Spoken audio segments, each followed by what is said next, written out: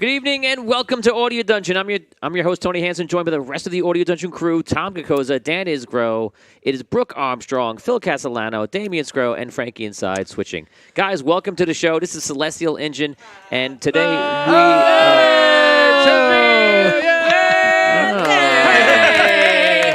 They say it's your birthday. Wow. We're going to have a good time. Thank you. That's so nice of you guys. Thank you. I'll put it on camera so that they know what you're doing. Oh, here we go. Happy birthday, dear Tony.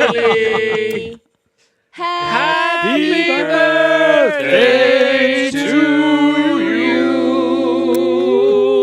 Wow, thank you. Yay! How does it feel to be 40? 40? Feels Yeah? great to be 40. Feels good, right? Let's go with that. Yeah. Thank you. It's so nice of you. Did you make a Appreciate wish? it. I absolutely did. Okay, good. Yeah. It's gonna. Yay. Yeah. Okay. Yay. Put them over Yay. here. Do it. Do I have some it. very tense role play later. It's gonna be very odd. So you walk into the dungeon. The devil is there. He says happy birthday. He says, "Happy birthday, What? bitches." Okay. Okay. Thank you so much, guys. Appreciate it. That's nice of you. Yay. Yeah, always. course. Every episode. Cake? Every It's episode. my Nobody's birthday gonna say next no week. to cake. Come on. Do you like cake? I won't finish it. So, yeah, thank you. Yes, it's my birthday, and yes, I'm under 40. No, you just turned 40. Just You're new turned to the 40. club. Sure. They're all lies. So, guys, welcome to the show. Today is Celestial Engine. It is Season 2, Episode 3. You're going to want to sing it. The Never-Ending Story. Ooh. Turn around. That's it. That's all I'm doing. I was going to let you sing it. I I don't want want to to hear get sued. I thought we were going to get sued. Okay. never mind. So, time after time, by the way, it was used again. And now that episode is called Time After Time, ... After Time. And it does coincide very nicely With what With episode the other that- episode? with the other episode. That's awesome. Yes, perfectly. As if I almost wanted to take credit for something I didn't do, but I don't want to do that. But it does work out. You mean consciously? You did it. You did it. Sure. Not Subconsciously, Right. I Brilliant. was there. Tony of the Consciously, I was just past. surprised. So, yes. I just showed up. Yeah, some of the moments are great and thought out. That was not, but it worked out. So that's great. We'll put it a little here because that way. Yes. Come There we go. on. Yeah, I'm putting it in. Good border. It's right Now there. we all know. It's festive. It's festive. It looks like it belongs as part of the, It does. Yeah. It's like the part of things here. Okay, so guys, welcome to the show. So today is going to be interesting. This is kind of one of those episodes where I have a lot planned out. I'm very excited for it, and it depends on a lot of things. Sometimes I tell you these episodes where it depends on what you do, but this one could go very deep and go into a. I don't want to use the word deep. place? No, not dark. Just go into a very in-depth place. And the game, I want you to know that the game is ready for you to do that, meaning my brain is ready for you to do that. So when something comes up and you're going to have a little sense to yourself of like, oh, wow, I can ask some deep questions here. If you want to, do it. Okay? That's what I remind you. This is a great episode where you're going to be, the episode will benefit greatly for you guys to go 100% all in on your role playing. Okay? So I would encourage you to don't hold back even a little bit and go all in. Stay relevant to the story, of course. Don't be asking about the dwarves who live in the ocean and what they mine for and what sorry. You do they said I eat could on ask any Thursdays. question. I know. Keep it relevant Thank you. is what we're looking for. Okay. And keep who it knows keep it what's gonna irrelevant. Keep it happen in the upright future. irrelevant. Okay. What was that? What? Elvin? Irrelevant elephant? An upright. upright irrelevant. Keep it. Don't be upright irrelevant. Irrelevant elephants? So, yes. So have fun with the episode. If that comes up and you guys start embracing that part, this episode has a lot in it. A lot. But and we're gonna see how that works. But when those moments come up, go into it. And if I role play and if it goes super deep into a place that like feels Scary. either I don't want to say too personal, but almost like too real for you, Offensive. you could stop being relevant. If it goes to a place that's too real for you or too meta or anything like that, then you can like calm down and stay out of it a little bit or just do whatever. But if you want to engage, we can engage. Too meta.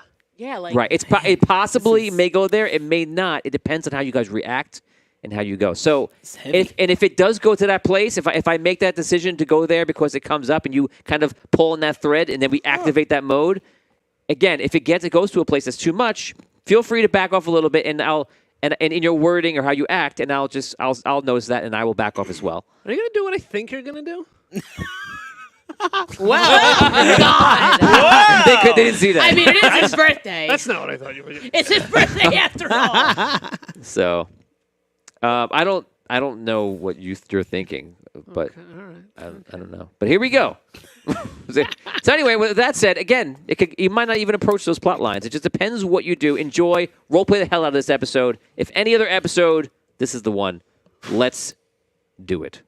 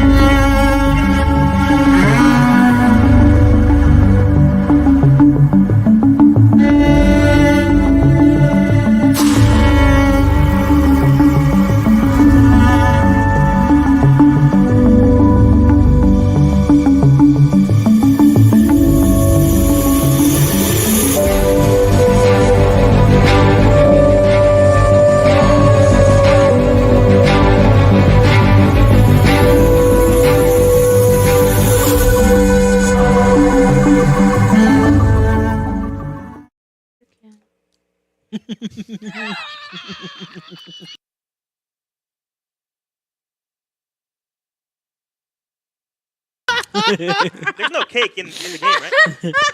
There is now. Space cake. A space cake. How good is the cake? It's pretty good. It's good. Yes. Welcome to the show, guys. This is Audio cake. cake, and it's delicious. Wow. Just kidding, guys. So it's my birthday today, so we're eating some cake. Welcome to the episode. So, guys, today's episode is Celestial Engine. It is Season 2, Episode 3, The Never-Ending Story. And let me say it normal because I'm going to delete that. Guys, today's episode is Season 2, Episode 3, The Never-Ending Story. And it's going to be a fun question after in the engine room where I'm going to ask Tom what this episode is about. Last week on the show, we learned some interesting things. The players have learned and possibly are accepting, or maybe only partially accepting, that they may be Star Seekers. And Star Seekers, as we have learned in the quest, are souls that keep returning because they are seeking to evolve to a higher frequency and have a more significant impact in the physical world. And they have learned that they are, in fact, that.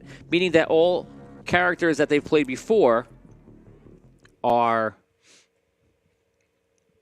characters that are part of their soul. So, in this quest, you guys have begun. You went to Arcane City. You met Investigator Christor. And when you came back to go to Arlight, when the mission was over, you're being told that you guys are, in fact, Soul Seekers. Star Seekers, sorry. Star Seekers. Star. So you're in fact Star Seekers. Seeker. And also, when you guys came back, you brought something very interesting that was given to you by a lord, a vampire lord, in Arcane City. True, yeah. And that was given to you by Arcanum, who was told that someone else gave that to him, and that you guys would be there. He gave you a box, which is smaller than a bread box, and you guys brought it to Arlight, and he gave it to Lord Bertram, who is a steward of Arlight, not knowing what he'll do, if he'll open it, and just waiting to see what the council would be choosing. The Andarian Council was assembled, which represents all the leaders. And there's one leader that's not present, and that is Bardot.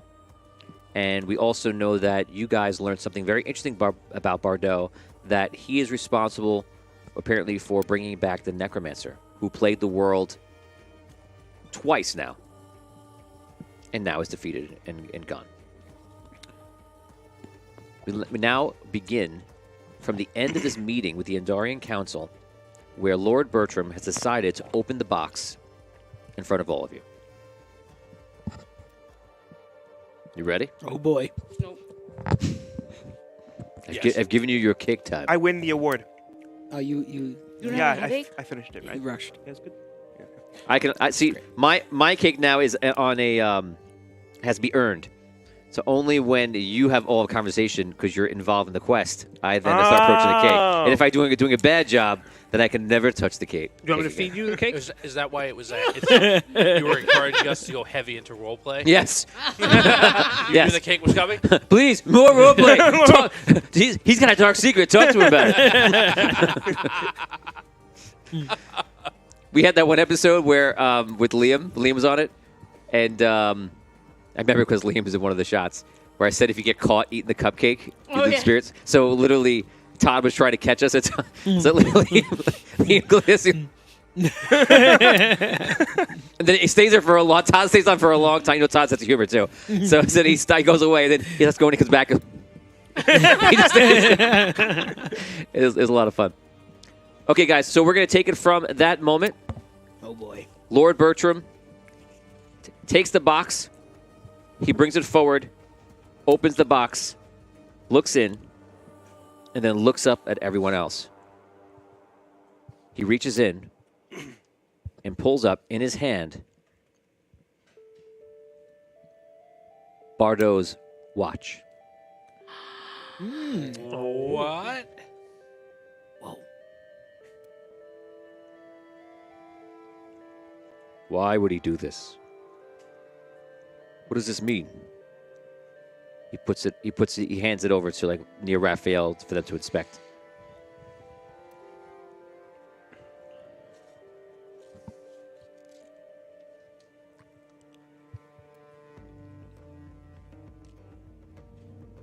Onyx, Raphael picks up, starts looking at it. Onyx speaks. I must say, this is a very bold move. From what I know of Bardot, while he only needs to know time to know exactly what's happening and what's going to happen, I know that his pocket watch is specifically enchanted to empower him greatly. I would imagine that he is nowhere near as capable without it. I don't understand what this means, if it's a symbol or if it's something else. Can you see if that's, in fact, his watch and not just some type of cheap replica? Is it his magical watch? This is definitely his watch. Raphael speaks. This is definitely his watch. I could see the magic that's emanating off of it. This is it. Can I ask a question? Are you out of game? No. I'm in game. Lord Bertram says, speak. Now, this watch allows him to travel through time, correct? No, not travel through time. It allows him to see what is up and coming. So, as it's been explained to me by Investigator Christor here, he can see the timelines that are possible. And it is important that he acts precisely on time to access whatever timeline he wishes. So- to say the right thing at the right times. Raphael's chronomancer, right? Yeah, out of game, you say that? Yes. No, I'm not okay. I'm just saying it at the table. So, now, back in game, I'll say to Raphael, if you travel through time as the chronomancer, is it possible to take an item like Bardot's watch and come to a different time and have two of them exist at the same time? Oh, yeah. Yes. Do you think that could have happened here? I mean, I have a hard time believing that Bardot would give up his watch for whatever reason. I'm not sure. He takes the pocket watch and he hands it back to Lord Bertram. I would advise we learn more before we make any decisions on this. This is something that we have to think about. This is a significant event. I don't know why. It's odd to me that we've just learned a dark secret about him and now we're being handed his watch. You know, this is very strange because they knew we were going to be at that man's door before. At the Vampire Lord's door. They were waiting for us. This was all meticulously planned out by someone, something. Investigator Christor chimes in. Yes, I remember him saying that he knew we were there. It's meant to give to us, Yes. and I imagine meant to bring to Lord Bertram here. Yes, I wish I could offer something else from being there and receiving this gift, but I do not know what to make of this either. Can I ask a question? I notice the empty seat. I imagine it's for him. Was he invited and didn't come? We purposely not invite him. Lord Bertram speaks. Bardo was invited. When we send out a message, it always goes to everyone on the council. So it was his choice to not come. After hearing the news, I was unsure if I wanted him to come to speak of this matter directly or have some time with it. But in essence, we did invite him. His seat is empty there, right? Yeah. Do you think, Picture micro. being that he's someone who can see future, do you think he knew that you were going to find out about him today? Maybe he sent this here as a sign of like, almost, I'm going to show you how almost vulnerable I am. I'm going to allow you to have a control over me. As a sign almost of good faith. Yes. You're talking to Bertram? Lord Bertram? In general, yeah. Yeah. I don't know. I don't know the guy.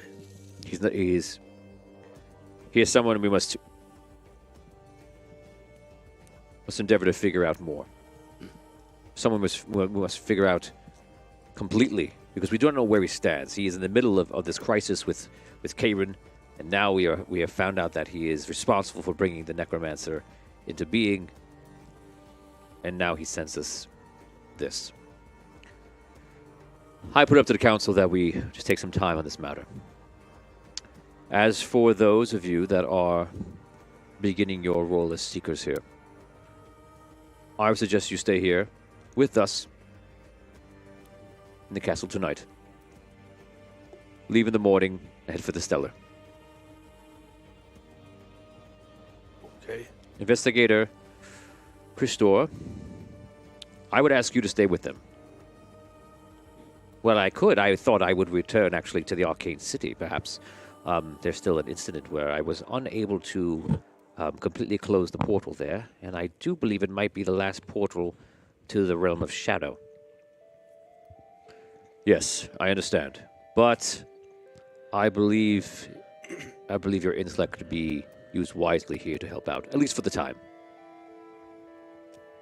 I suppose. Yes, whatever you wish, of course. I will be with you all tomorrow, and we'll go into the Stellar. Right. A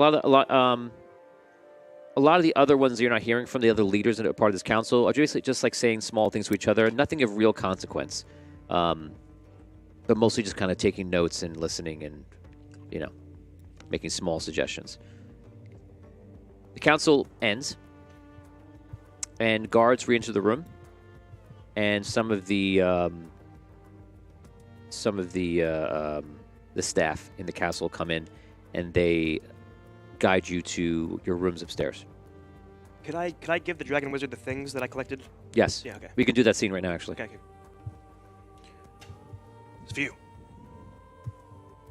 Okay. Good. Yes. Very good. This is very important that you did this. If you say so, I believe you. I want you to follow this path. See where it takes you. Yes, sir. Do you have any questions? Not at the moment, but I'm sure if you have anything for me, you'll let me know. See what comes of this. He leaves. Okay, so all of you are brought upstairs. Your rooms are all close to each other. These rooms are huge. Some of you already stayed in these quarters. I think all of you, actually. Unless some of you stayed on the ship, which you might have. You're brought into one of the rooms that has a common area. And they bring you some food and such. In case you want to relax, just kind of hang out. And I think you feel like they're kind of catering to you because they feel like possibly the news is overwhelming. It seems like they're trying to take a little bit extra care for you. They finally leave the room, the staff in the castle, and you're in one of your rooms. You're in one of the common area that connects most of your rooms together, and you're sitting in front of this huge table that you could be sitting at or not. There are couches in this table. This room could be servicing an area that could provide like a party for like 50 people, but it's only the small lot of you. Chris Storr, the investigator, is not with you. It is literally everyone at this table only. You can roleplay. Well, I guess we're going to space. Right? I don't know about this memory thing, though. Yeah, no, I'm still a little unsure about this. Am I still going to be myself by the time this is all done? Yeah, I don't know. I would imagine so. The way I've taken the information is that it's almost as if we're going to be learning new things, but maintaining who we are. Like if you were to read a book right now, you would learn new information, but now, when we get there and retrieve memories, it's like we're learning new information. Yeah, that's a good way to think about Yes. it. We might I think it's natural. Oh, sorry.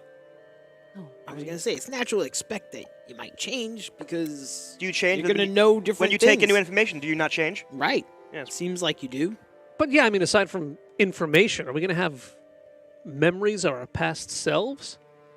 They really turn us into a different person. I don't know. It's creepy. Like I said, what if they're not all good memories? Yeah, well, I'm sure there's Well, we know the plenty story. of We know the unpleasant stories about memories. how they went out. Right. I don't know if I want that to carry that around. It's like, I don't know. Yeah, if they could, stop the memories like half an hour before, it'd be fine. But I don't know if it's gonna work You like are that. already I wonder who different. was who. We are already different from We- when we first began. Good point. We've gained new memories. That is true. You will be different when we walk again out of these doors. Yeah, but Fair I mean, point. as we... Think of the knowledge we could gain too. We might be many selves. Yeah, but listen, I mean, look, as we naturally go through the order of events and we gain memories the way we're supposed to as we live our day-to-day lives, I mean, it's natural. I think it's a little unnatural to just have a bunch of memories from past lives dumped into our psyche. Just a little worried about it. I'm still trying to wrap my head around this whole thing. Like, we're the heroes of the world? Supposedly. I don't know. I wouldn't worry about it too much. I'm looking forward to the knowledge. I have to say. Yeah, you listen to stories about the history of this world. If you get picked to be a hero, then that's what happens. And ain't much you're gonna do about it, right? Very true. So we go, and they said you didn't have to do it. Yeah, So don't what you want to do. But I'm trying to think of like, gotta be honest, which one is me? That's what I was wondering. Who was I? Who were you? Yeah. I don't know. well, I mean, it's probably multiple yous, right? Oh yeah, but I don't know what other. We only know about the most recent ones, the one right Right. before us. We know those stories. Yeah. Yeah. Right. Like, I'm like a big tough guy. Yeah. Was I a big tough guy then? Or was I a little tough guy? What if you weren't a tough guy? No, I mean I was clearly a tough guy, but you know, right? Isn't that curious? Yeah. I mean, Oh, man, what if I wasn't as handsome? I mean, I don't think that's what possible. if that? I What don't if think that's that- possible. Could that even be possible? I don't know. I wouldn't want to know. well, I Sure. mean, as time goes on, you want to get more handsome, right? So as you go back, you would hope that you would be yes. less handsome, right? I guess that's Aged true. like a fine wine. What about you? Exactly. What are your thoughts on this? I think that you may be pleasantly surprised. Glad that you've done it. You I think? don't wonder as much as feel excitement. I love that deep-rooted Andarian wisdom. Gotta love it. You hear a knock at the door. Sorry. Get it deep-rooted. Yes. I go to the door. And you hear, it's me. It's Christor. Oh, hey. Christor. Mind if I get a bite to eat? I heard you had some food in here. Sure. He sits down, puts his hat down on the table, starts eating. So I'm sure this is a lot to take in. Yep. What's your advice? Go with the flow, I suppose.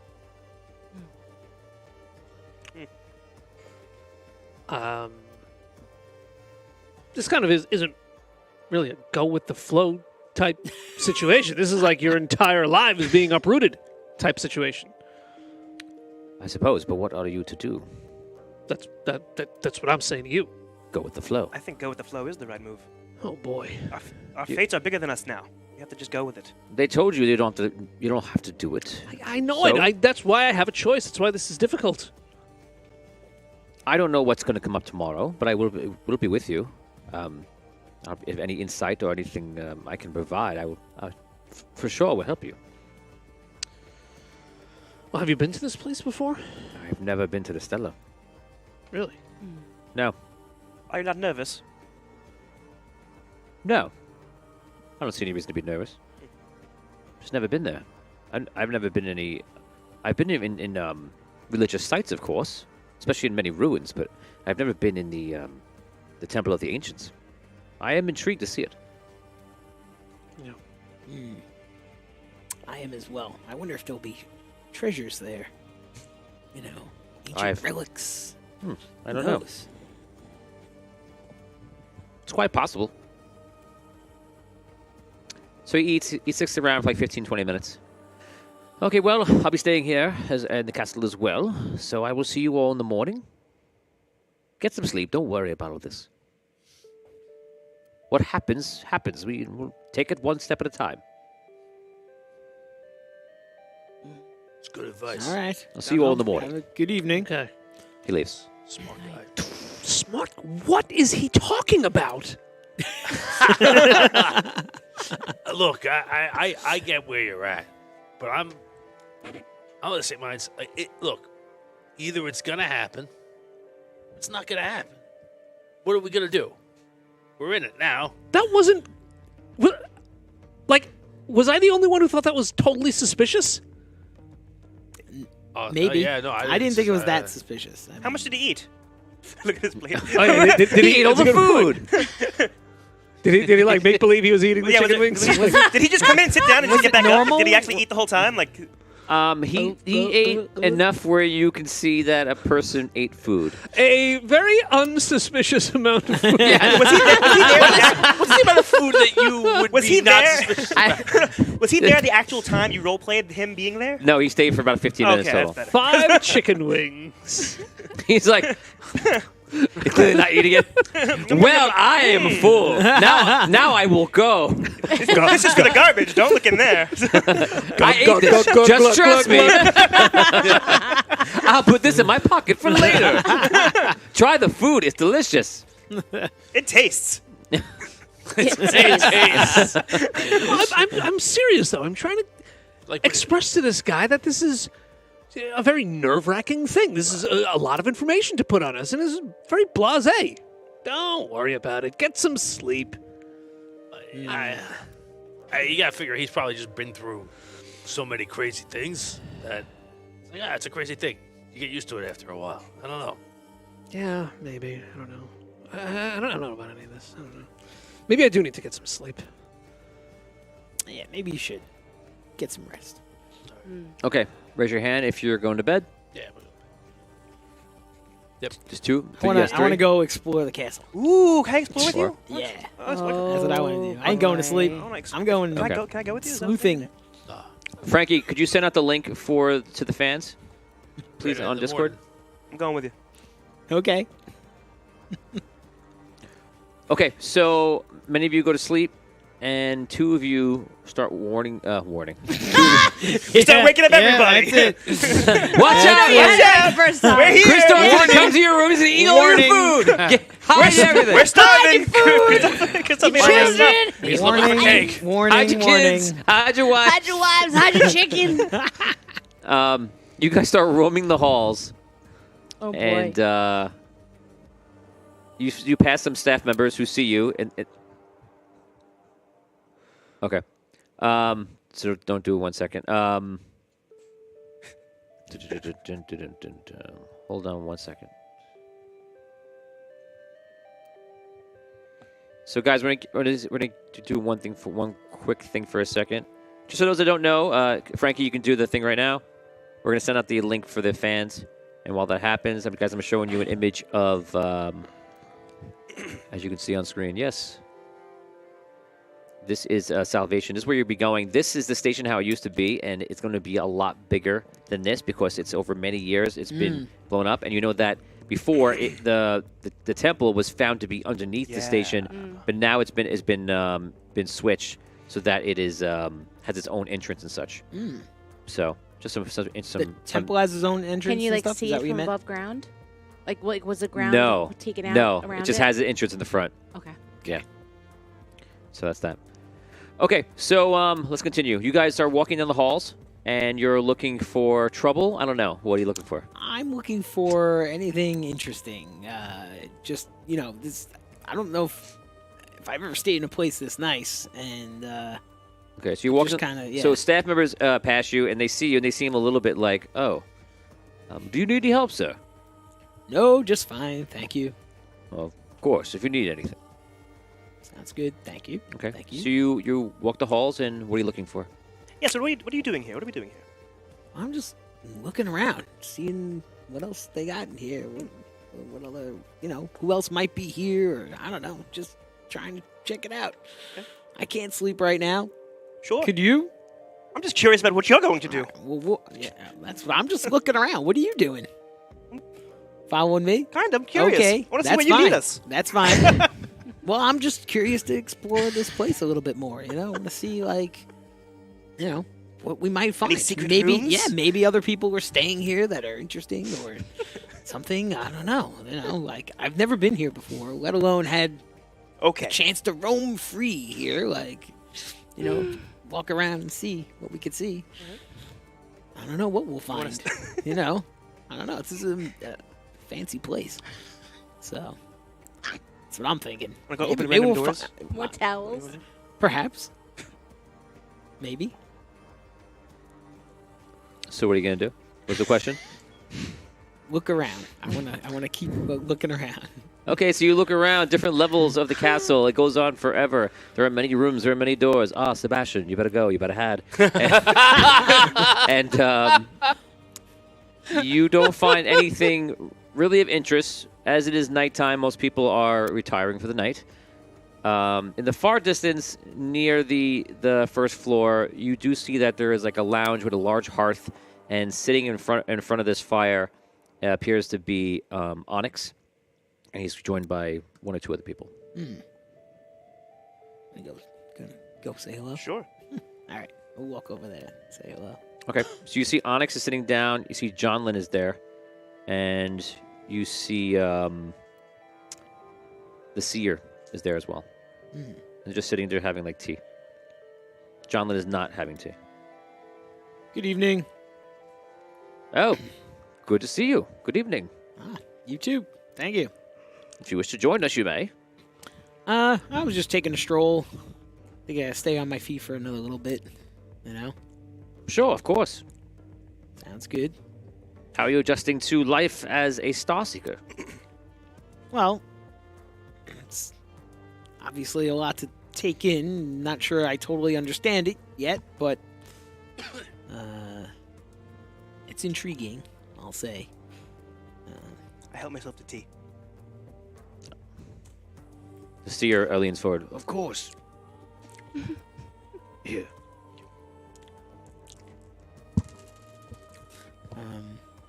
Well, I mean, Yeah, tomorrow, hopefully, everything will become clear. maybe. I'm not sure if I'm gonna go through with this whole memory thing, but we'll see. I don't know. Whatever's right for you. All right. John Lynn That's good. John Lynn is sitting in this side of the room, and he has wings, and he has like a partial armor on, which is all like spiked, like dark plate mail armor. Just kind of sitting there,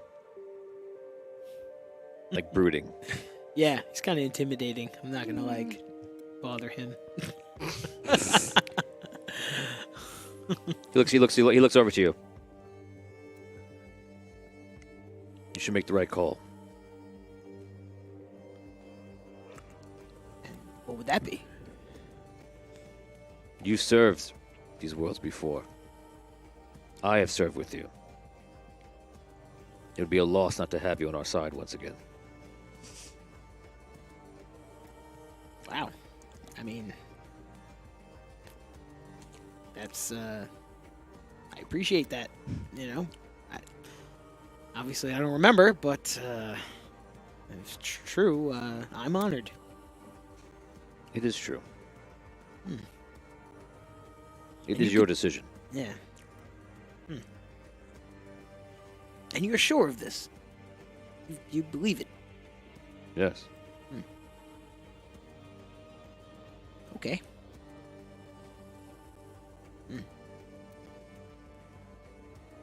You believe it, don't you? Oh, You can't wait. I want all the memories. Yes. Yes. Yeah.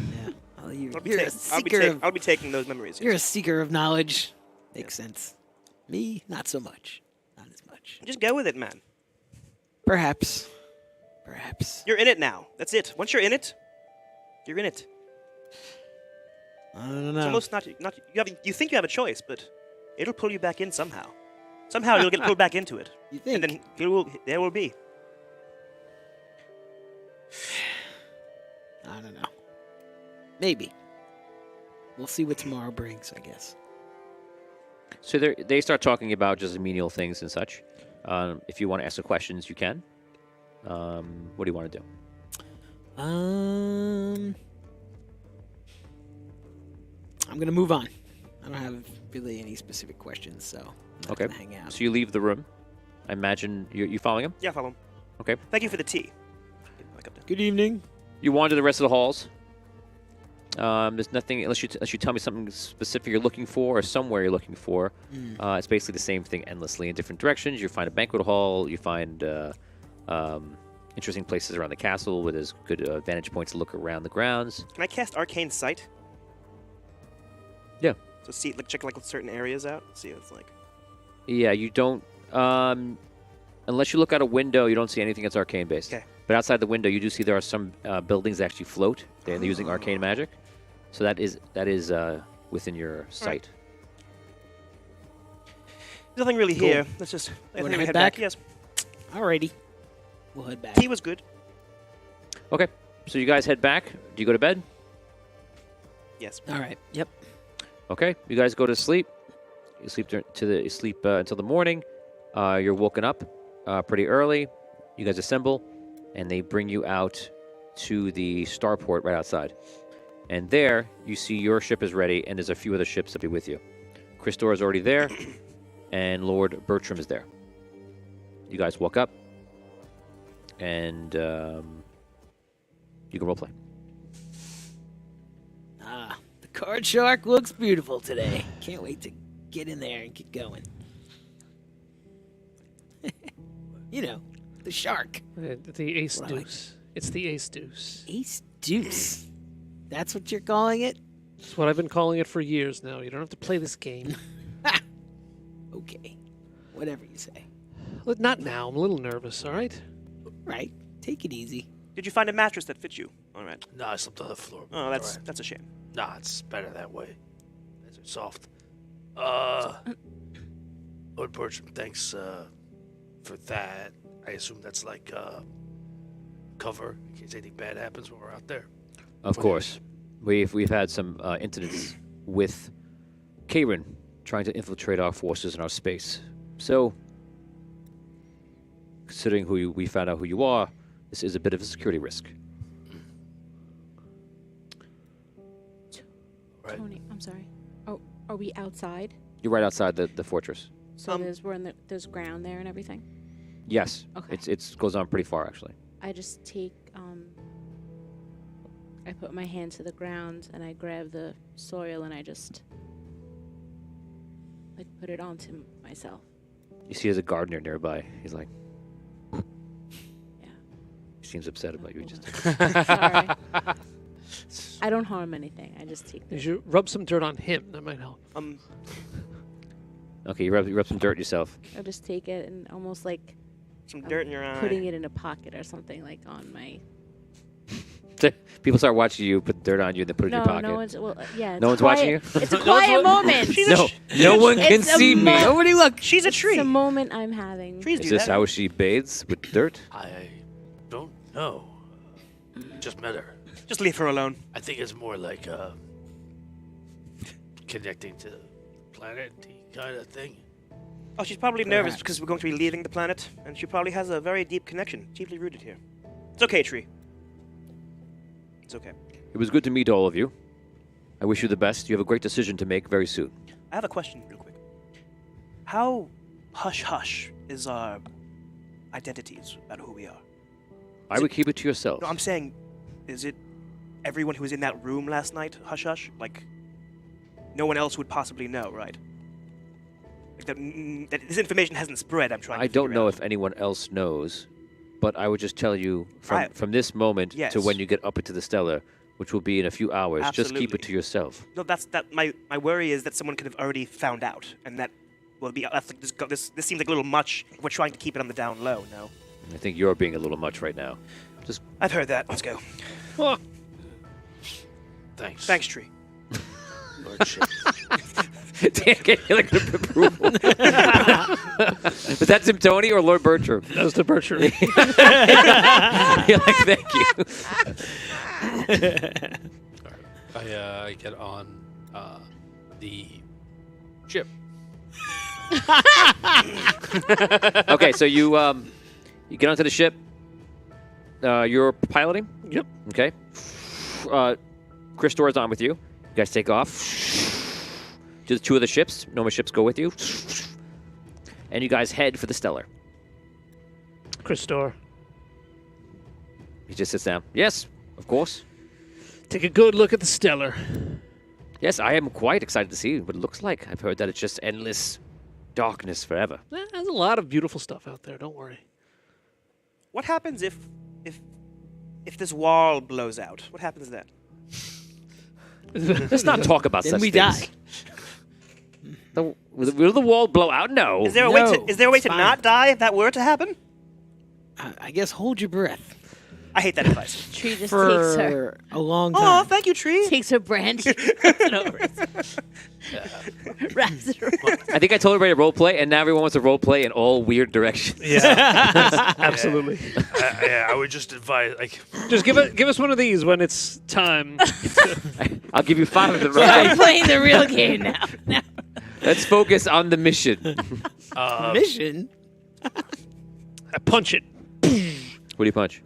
Oh my god. The throttle. The throttle. Okay, so To salvation. yes. So you activate maximum speed, and you head towards salvation. Ace Deuce, away! You guys travel for a few hours. Ignore him. Do you know what the ship's called? In that time, you guys just talk. You see that Christor is constantly looking out the window. He's very interested in a Stellar. No, I'm not. I'm not giving you guys any more time. We killed 10 minutes on Damien's adventure through the castle. I literally asked him. I go, "What do you want to do?" And we got 5 minutes. I don't know what I want to do. Maybe I'll look at something. Maybe I'll find something. I don't even know. What could I it was be? exploring, I okay? cast one spell. I was exploring the I world. sit down at the table. nothing to say, though. Tea. It was great. It was a good time. So, It was a good time. We learned a lot. I might have. You could have. are there, like, I don't even know what the... So you Would guys. you know if there's other ships out So here? you guys arrive Oh, good. in. You guys arrive in the Stellar. Again, we're going to bring you to that shot. This is what it used to look like. It is much different now. This station has grown to be probably about, I want to say, the size of like 2 football fields, and it's all made of the similar type of metal.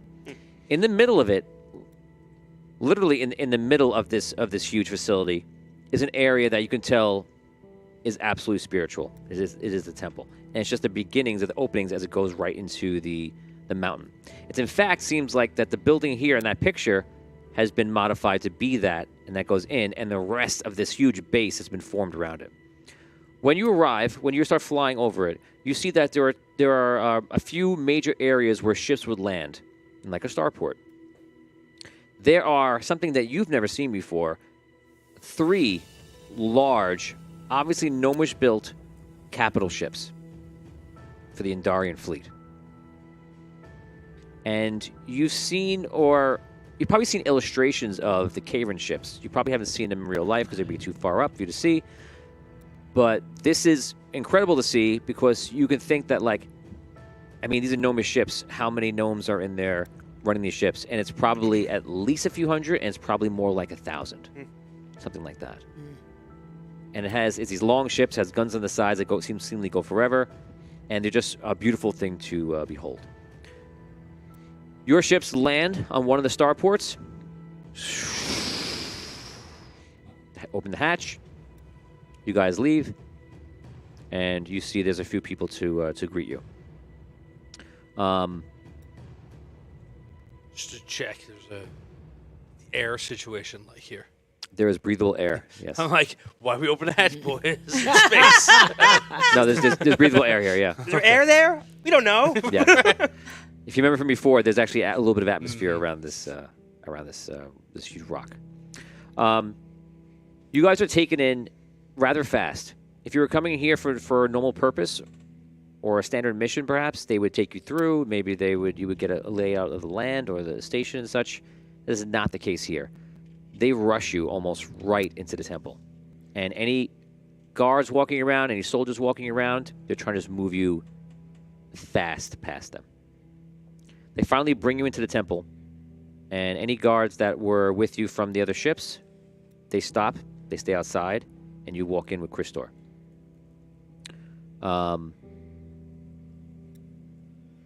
You walk into this main room, and you can see this is once the facility that was that processing for the crystal.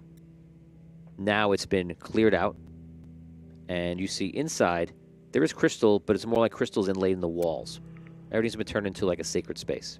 It's very calming, very peaceful. When you're there, you see someone come up to you that appears to be a monk, possibly once a monk of Arlite. And they kind of walk up. Welcome. Hello? This is the Temple of the Ancients. I have been told of your arrival. I will bring you inside, and in there you will contemplate your decision. Do you have a question for me before we enter? Told you of our arrival. Lord Bertram, the Andarian Council.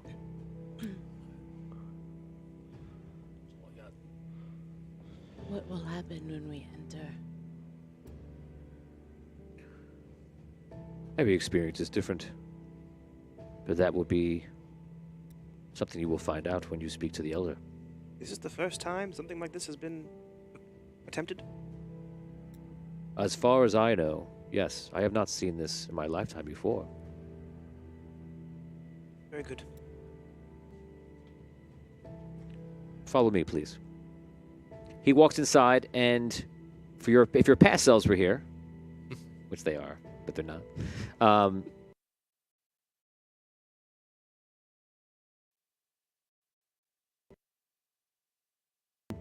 completed.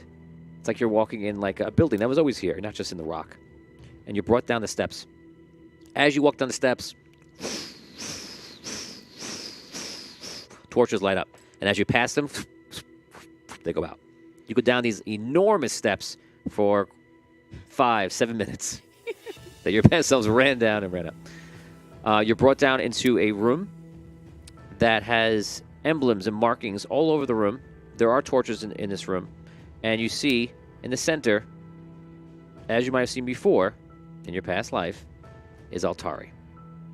And behind him are all the entrances. Different ways that you can go deeper into this temple of whatever it is. The monk bows slightly to you and just turns and walks back up the stairs. Your first thought is, he has to walk the entire way back up. He's probably used to it. You'd fall down the trips. Oh, no. no. Oh, no. Your job would be to bring people in and out. And out? Yeah. Can I just point to the stairs? No, you have to go down the stairs. All the way down. back I up. wonder- All the way And back. don't I wonder forget if they're anything. going to make him come get us. when To we're go in the leaving. shorter robe. I wonder how many times Can I get a he robe that walks is a up little and down shorter those so I don't steps. trip the way? No, these robes are one size fits all. He ties it up on the side. Please don't do that. Welcome to Brooks and Tony's. Yeah. Side note. I'm also digressing in this episode. Altari is sitting in the center. Altari is bald. He has like markings on his like a tattoos. It looks like all different emblems on his body. He's wearing robes, and he has crystals all around him. And there are a fabric on the floor for all of you to sit that is around him like a semicircle. 5. Christor is there, and Christor just kind of like, I'll stand over here to the side to observe in case I'm needed. He kind of just stands there. What do you guys want to do? I sit on a mat. Sit on a thing. Sit down. I don't sit down. Not yet. I'll sit down. I welcome all of you. I am M. Altari. We have met before in a prior existence, but you may not remember this. I am told that you've just found out your fate. Know that you don't have to proceed this way. As a Star Seeker, your will is your own, like anyone else. This is a path you do not have to take, and it cannot be and will not be forced upon you. You may hear the words I tell you. You may talk to each other. At the end, you will make the decision to go forward in this or not. Travis, fear not. You may sit down. Okay. Thank you. Sit down on the blanket of decision. Okay. Sitting down means you said yes. No.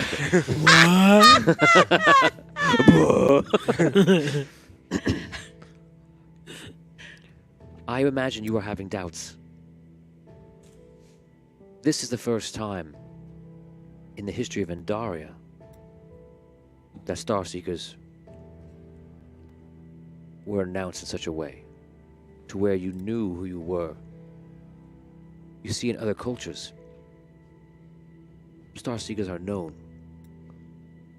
but Andaria is relatively new, in this system at least. This marks a great and first event. Before I begin, do you have any questions for me? If we decide to go through with this, what will you actually do? What's physically going to happen to us? If you decide to go through with this great decision, you will regain the memories of all your former lives. In the past, you have led existences that have allowed you partial access to your memories. This would be the first existence where you would retain all the consciousnesses in one. I get that, but how does that happen? Do we go into another room? Does someone cast a spell on us? What's physically going to happen to us in order for us to regain our past memories? What's the process? I will perform a ritual that will allow you to combine with your past selves. It is simply that. Alright, so this is the first time anyone on Daria is doing this. Let's say we decide to go forward with it. Any possibility of something bad happening? Like us getting lost in the, I don't know, someplace or something? No. You will be different. you will be more. Why is this the first time?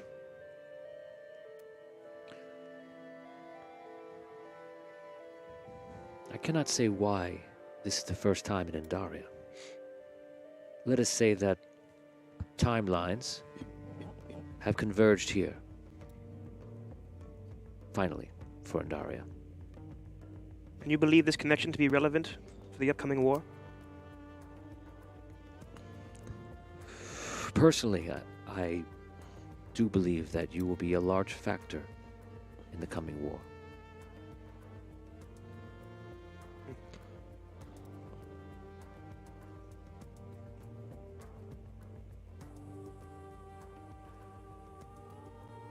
The history of Star Seekers is one that is great and long, and it outlives this very planet, this very world. You should know that all the Celestials and all the Immortals were once Star Seekers like yourselves. But, in certain cases, many of the Star Seekers knew who they were for a time, as in their society, this is not something that was secret. If you would allow me, I will now tell you a story.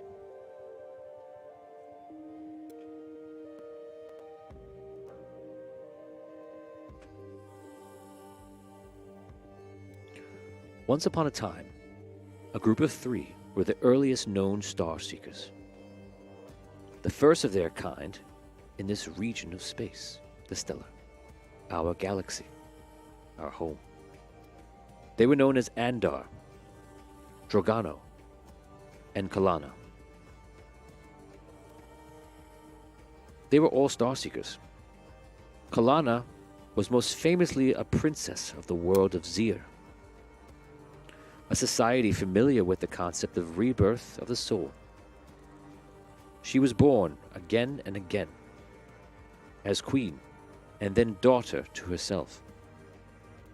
She would live an existence where her soul would embody the 2 bodies of mother and daughter. Princess and queen, she was beloved in her region, and she was beloved in her reign. Andar was a hero of the realm of Zir and her mate. And then, of course, there was Drogano, a powerful sage in the world of Valdor, whose father was a Starseeker who was honored to become a High Celestial and immortal. He was the star at the center of our world, which we now know today as Andar. His name was Zalrun.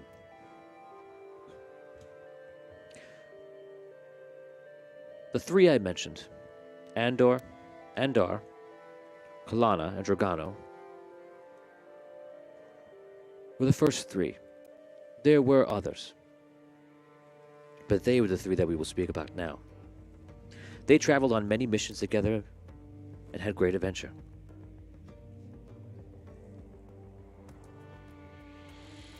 Eventually, one day there came a time where Zalrun would reach the next level of consciousness, and he would move on. Zalrun, being the father of Drogano, many thought that he would pass the privilege of being the star at the center of our system to his son. But that was not so,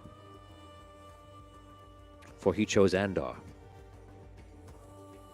And when it became time to choose an immortal for the budding planet nearest to Andar, Andar chose Kalana. And Kalana, in her youth, became Andaria. Drogano felt betrayed by this and focused on any means he could to evolve. One day, he did just that when he came into contact with a powerful crystal that made its way to Valdor. Eventually, he gained enough power to evolve himself into a small rogue star, wandering the dark space beyond our system, out of the sights of Andar. And all of a sudden, he tore through Andarian space, wreaking havoc upon the worlds. First, he passed close to Zir, ripping the energy and the souls from the world into him, leaving behind an empty world of ruin.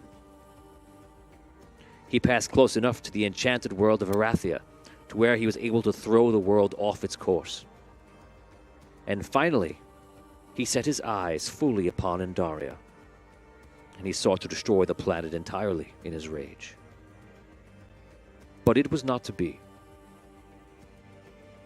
As when Dragano encountered Andaria, upon his attack, they became locked in an orbit. Not only is this because of the power of Andaria fighting back, but also the fact that Andar himself interceded. For a great time, Dragano and Andaria danced in circles locked to each other, destroying the planet partially, and in the process diminishing the rogue star that Dragano was to a much smaller size. This battle seemed to go on endlessly. As they were destroying each other, Dragano sought to draw out the heart of Andaria, which he was succeeding. Dragano was in fact right where he wanted to be, at least. But, as I said, Andaria was indeed locked to him as well.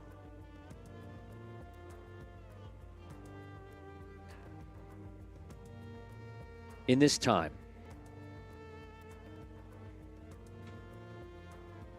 other beings were created at the will of Dragano. And the ones he created would be eventually known as the Queen and the Archmage. Of course, shortly before that, Andar and Andaria created the other Celestials, as you know.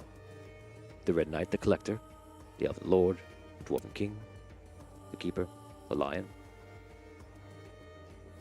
These how the Celestials came into being. They were Star Seekers, chosen to evolve.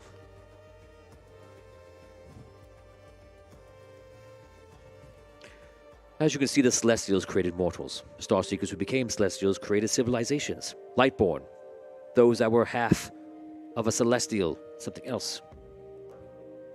All the while, in the sky, hosted a dark star, Dragano, that became eventually known as a Dark Moon. A great span of time passed once again, where it was that the ancients, with the help of Andaria, when almost all of her core, her heart, was outside of herself, began to swallow the dark star of Dragano into the core of Andaria. They would seek to trap him. And indeed, it was a ferocious battle of will. But at the end, Dragano was entrapped inside Andaria. Andaria's heart, with other remnants of her, of course, became the Red Moon, the place where we sit now in this very temple. And as you might know, this temple has a piece of her heart still left within it.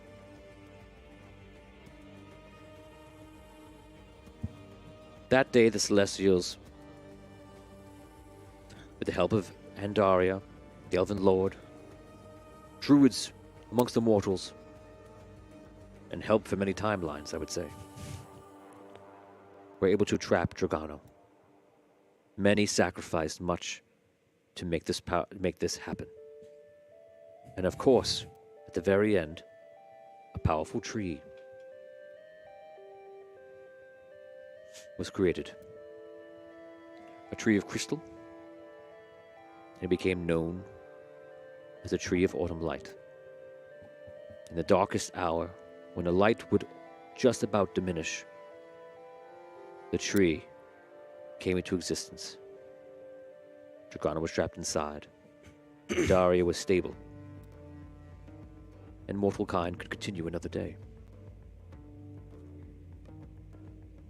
This story is not known to your world. And when you hear things like the Celestial War, everyone talks about it in their own perspective and what they know. I imagine a similar story told over 100 years ago would involve the Celestials, and little knowledge would be given to you about Dragano and Andar.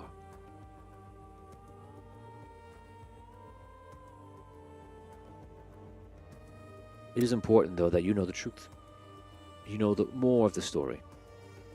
Perhaps this is not even entirely the full story, but it is the story of our home, which is not just Andaria. It is all the worlds that are symbiotic. They are one. Your place is this. You were souls that chose to make a decision. First you helped, then you helped again. And then you kept coming back and finding other ways to do so in different forms. And like all souls, in all cases, you explored. Not just physical reality, but you explored yourselves. And perhaps each reality teaches you something different about yourself, about the world, and about yourself, who you really are. And who you really are, perhaps may surprise you. You are all the same. We are all the same. We are all one soul, one being, different perspectives. And we come into this world to explore. But while we are here, there are those that would lower the frequency for everyone, destroy the physical reality, this dream that we have created. The Star Seekers seek to protect this. Yes, you are born in this existence, and everything I say to you feels so far away. But it is not. This is an adventure you have taken before. And while it is not one that you must take again, perhaps it is important that you consider the truth about who you are.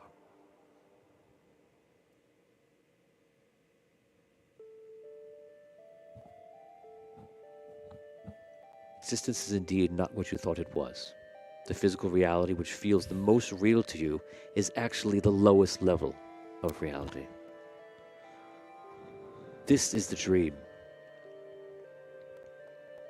You are the very entity creating all of this.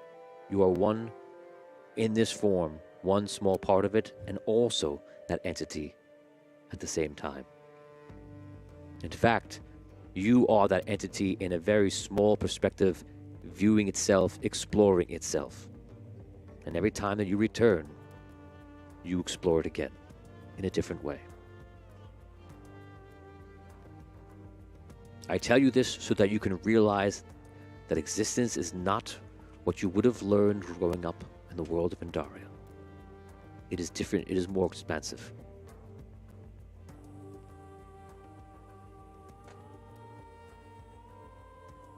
If you wish, you may ask me any questions you like about the nature of existence, about the true celestial war, about your world, or about anything that you might face. There is nothing I can't answer for you.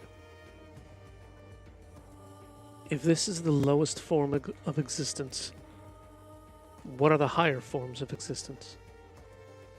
The form of the soul is the highest form of existence, because that is where this is created. You could think of this as a dream, as I've mentioned, of the higher self. Well, how and when do we wake up from the dream? It is entirely up to us. Upon your death in physical reality, you will wake up. It is a choice of the soul to take each adventure before it is taken. It is confusing because we do not remember this agreement or this adventure, this exploration that we set out upon. All right, but if our souls as star seekers move from one life to another, does that mean we can never wake up from the dream, since we're hopping from life to life? It is your choice always to re-enter the physical world or not. You can exist in either for any time you wish. We make that decision every time we leave our lives. Yes. Does the soul choose us before it knows You are the soul. Yes. When you say us. So, our consciousness, me, separate from the soul. That is not correct. You are the soul. You are the consciousness. Yes. Pretending that you are not. Okay. I when a soul says, "I'm gonna be reborn now," send me back in. Does it know what that path is going to be? That's the thing. Yes. There is a agreement or a desire that is set up With before you do so, but you do have many different choices with yourself. I'm trying to see if the soul is aware of what we will being accomplished, and if it's kind of seeing that this life needs its help in a way. Does that make sense? So know this: every single this will be a separate step into this conversation. Every single outcome that can exist does exist. So when you enter as a soul, you actually experience all of these timelines and choices. But from this perspective, it will feel like you do not experience all of those. You will experience one. And the frequency in which you resonate at, the mindset you have, will choose which one you do. In essence, you are experiencing them all, but it will not feel as such. All right. So, I got a couple questions. One, we go through this process. Do we remember our past physical selves and their memory sets? Or do we gain access to this soul, this pure version of ourselves, and then have that knowledge? Like, how does this work? What I can do is allow you to grant access to your past lives in the physical realm. Only if you were to become an immortal or celestial would you then pass the barrier where you would have access to both the form of soul and you in this physical existence. I had another question, but it's gone now. Sorry, guys. Anybody else have anything? How do you become a celestial? How do you become an ancient? They say that the early celestials achieved this on their own. And then after a time, they began to choose those they felt were worthy.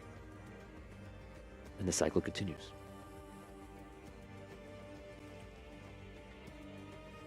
Did our souls in this soul level, are they the ones who said, I'm going to be a star seeker?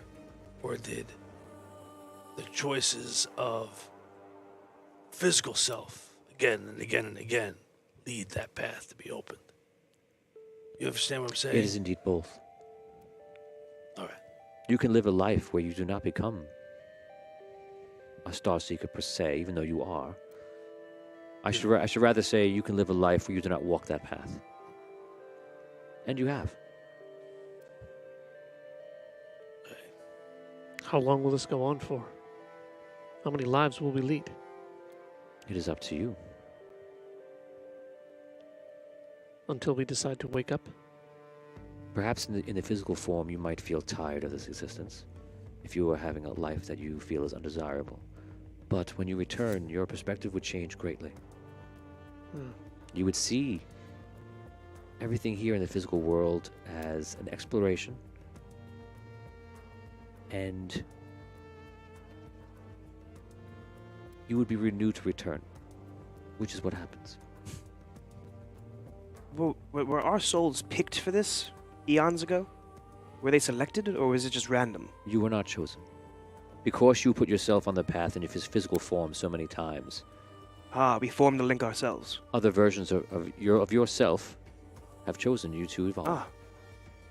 I kind of respect that.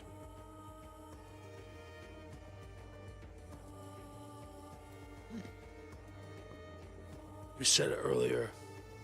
You're of the opinion that we're gonna be of great import. War that's coming. Yes. Why? The adventure you set upon will have great impact. And you think the memories will aid us in this conflict? The conflict is so great that is the first time for Andaria, as I mentioned before, that beings would regain their memories from all lives completely, such as this. And that's a huge advantage to us. It will be a help, and it will, in fact, change the outcome of how the coming war could end. Brilliant. Think about this. All those guys, gals that we were just down on Daria in a room with that were so intimidating. We know them. Right? We were their allies. Maybe their equals, who knows? Some of them could be Star Seekers. My point is, just we have the knowledge of what we've done in the past that gives us access to rooms that we wouldn't be allowed in. You know, gives us access to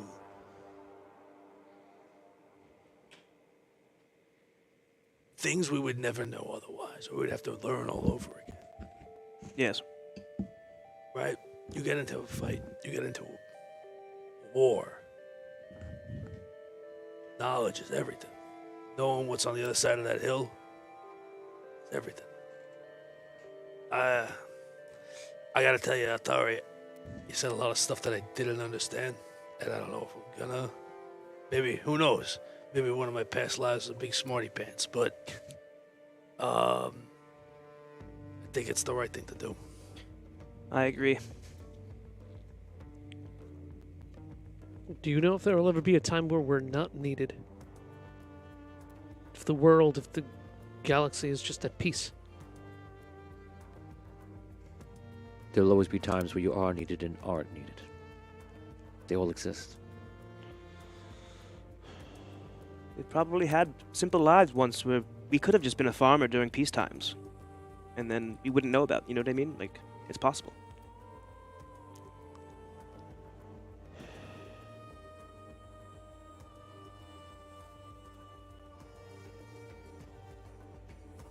Search within yourself and ask specific questions about what is left in your mind for confusion.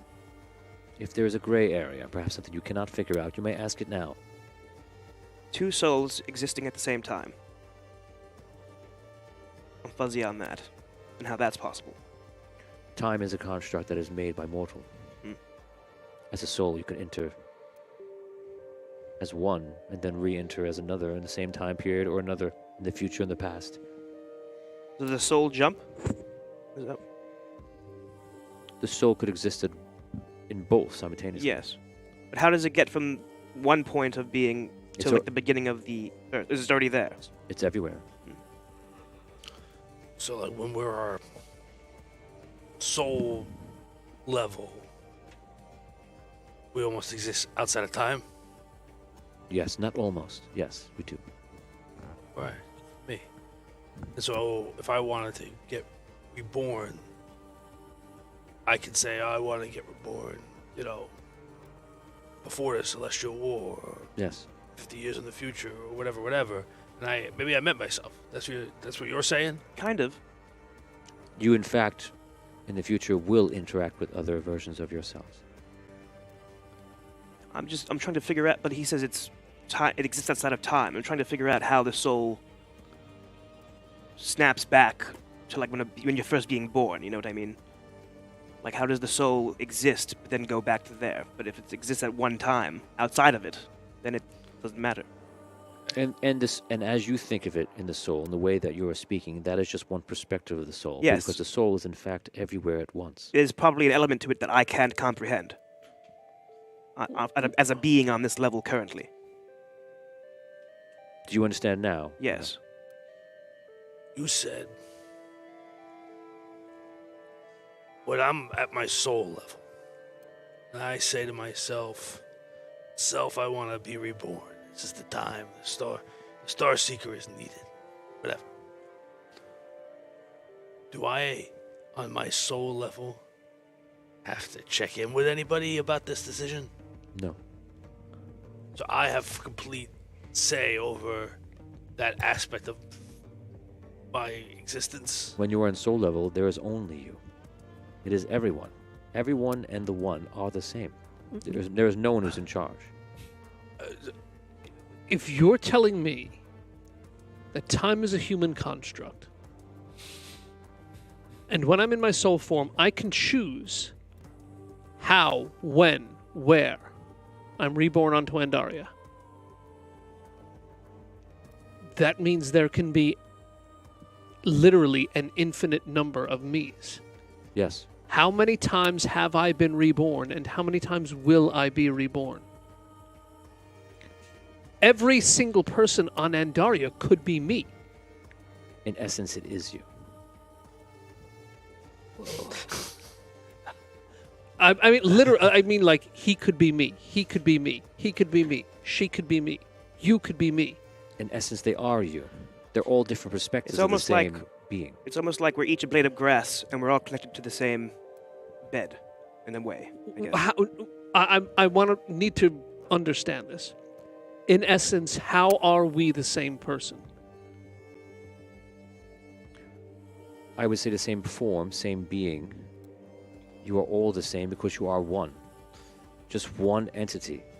What entity are we? We will use the word as a source or a soul form in this case. But you are one being. The entire universe as you know it, and multiverse past that.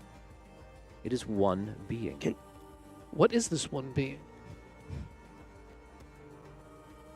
It is everything. It is always. What do you mean by soul form? I keep hearing that being thrown around. We use the word soul form to give you a construct to understand what you are, to imagine the tangible of not being in the physical realm. Yes. No, I thought I had it, but no, I don't have Let it. us. Let me put it into another example. This would be an example that is not a perfect example, but it will help you. Let us imagine that you are a creature, perhaps a creature you might see in an ocean. Sure. This creature is the ocean, it is the creature, and that's all that exists. The ocean is one thing. Everything is one. The creature wishes to experience itself in different ways. You go to sleep, you dream. You dream yourself to be a slayer of dragons, a savior of the people. You, as this entity, dream yourself into different reality, different forms of reality, different timelines and such, and you return. And as in your life, you dream again and again and again. That is exactly what is happening here, in sense. Okay, so I get that. This is where I was lost. This is me. Okay, here's low level, me, Mao, right? That's me. Then somewhere up here at a higher level is soul me, which is all the different me's that have ever existed are all tied back to soul me. And that's soul me. But you're saying soul me is also soul him? Yes, because if we were Or is that like up here? in the example that you have given here with your hand, this Sorry. would be considered something of an oversoul. Right. And then right. that would connect to So, the okay, larger so soul. There's a level above this that's Yes, Is but there they a- all come from the same place. Is there a way to access our individual oversouls? Your individual oversoul. So like the soul that goes forth into our other beings. Is there a way to access that at the source? This, you could refer to this as many in the community of monks here at Arlight. They would refer to that as a form of higher self. So there is a way to do that. you said that's the You could s- celestial ancient level of It is a higher level, and as we spoke of in your example here, there are higher levels back to the source, but in essence, they are all the same thing. How do we reach the hand level? The hand level, where the soul comes from at the lowest, the highest form above where we are. That level is always true within you, Yes. and it's something that you're tapping into repeatedly all the time. Yes. But so the thing that you're trying to do, the thing that we're going to do, where we unlock our memories, is that going to like allow us to see from that perspective, downwards? It will not. But whenever you feel that you're on your correct path and you're following a purpose that was set out for you before that you began your physical existence, you are chiming in with the higher self, with your previous agreement with yourself to have this experience. Okay.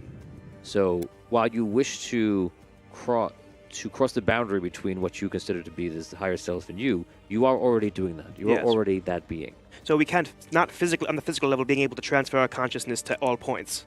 Because you're making physicality out of something that is not physical. Yes.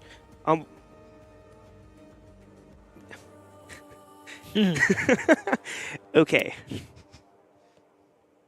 This is the time to ask these questions, I suppose. Yeah. All right. All right. No, you know what? I think I got enough. My brain's full.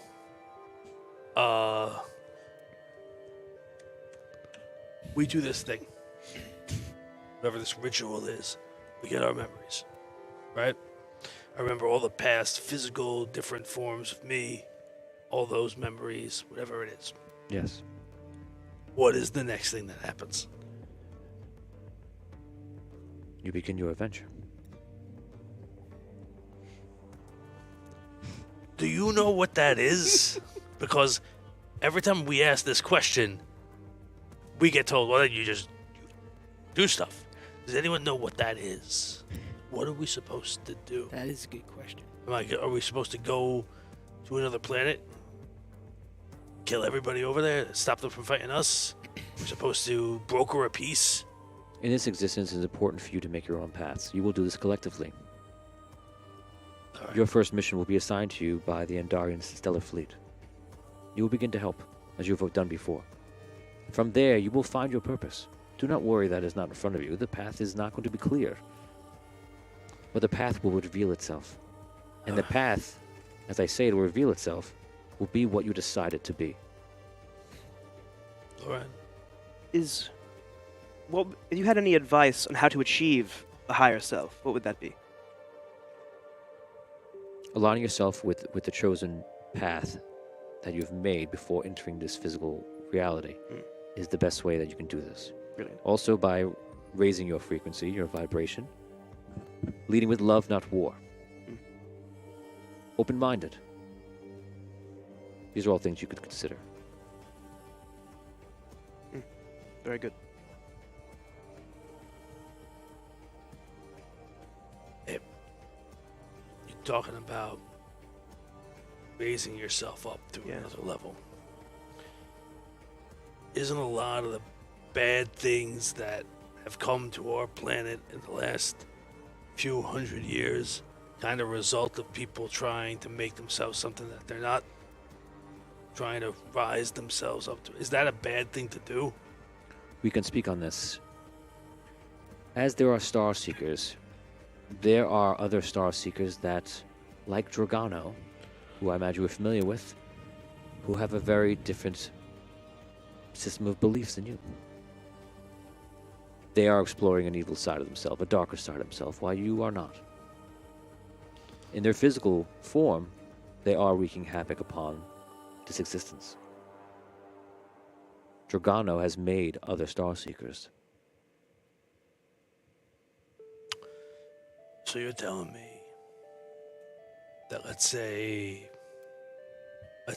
she's on fresh on the brain, the necromancer who was finally killed, is gone, but his soul could come back in another form and try and do something just as evil.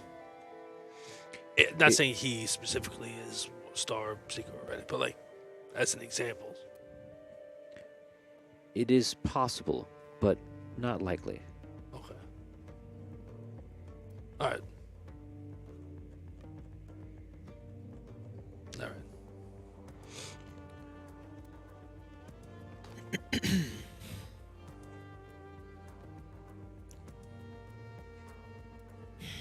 When do we start? first we need to see if everyone is willing to go forward. I stand up. I'm ready to go. Yes, very well. Let's go. Stand. Are we to be seated or to be standing? What do we have to do? You could stay You seated. going if through you with want. this? I'm already standing up. Praxis. I'll stay seated then. Unless it's a symbolic gesture. It's a symbolic gesture. Okay, fine, I'll Come stand on, up. let's go, team. Thing. Altari.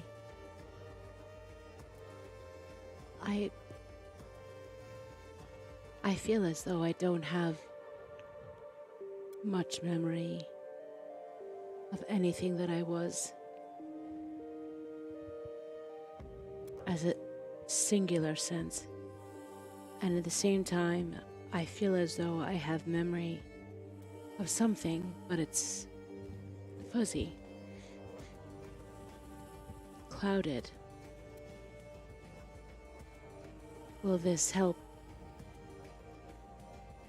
to bring that all to light? Yes.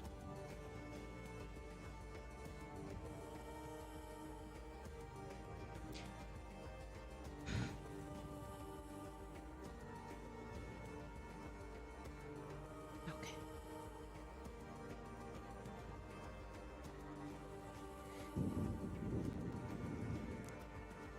How do you feel, Thraxis?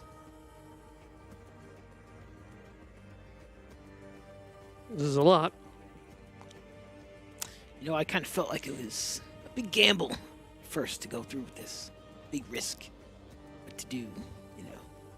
Try to get memories back or not. And I don't know, after this, now I kind of feel like the gamble is going for it. You know, the gamble is what we might find out about ourselves. Yeah. I mean, I don't know what to expect, but I mean, after having all this revealed to us, I don't know if I can just walk away from it at this point. I mean, I'm doubtful, but I'm also curious. Yes. I think I'm ready to see what's on the other side.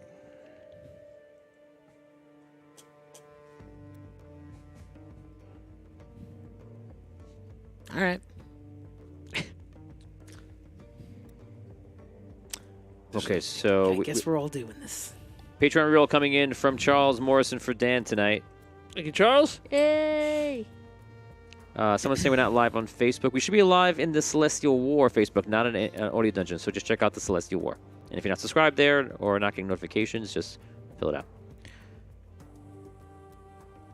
Let's see. Oni wants to ask, please ask how... Oh, my God. Look at this picture you've done of yourself. Ooh, I like it. Oh my god! Please ask how... you look like a vampire yourself. That's why I can't get over it. Was this done purposely? But please ask how vampiric corruption is involved in this process. Vampiric corruption. Band name. So if you want to ask... Just That's a good popped question. into my head. You'd have to ask me that. Please ask... He says also, please ask how... I can't go over that picture. Please someone ask how the events in your past life affected the soul system. And then he says, really no one cares how what Karen did to them last life that everyone has heard about is affecting this system. I'm taking crazy pills. Richard wants to know what's happening to Zir. What happened to Zir? We said that, actually. Yeah. And Suck Richard is dry. giving his role to Brooke tonight for the elephants, of course. Thank you, Richard. Very It's nice. not irrelevant. All right. Okay, so I've shown you some stuff. If you want to have any other questions, you can. You can also make decisions. All right. I felt like I knew the answer to one of those questions, but I'll ask it anyway. Just we all heard the stories of the past, our past selves, and how they sacrificed their lives in order to keep the Soul Seeker, Star Seeker thing going, right? Yes. The understanding I always heard was that they knew if they didn't do that, the path would end. Right? So there's these creatures, we just ran into them, vampires, right?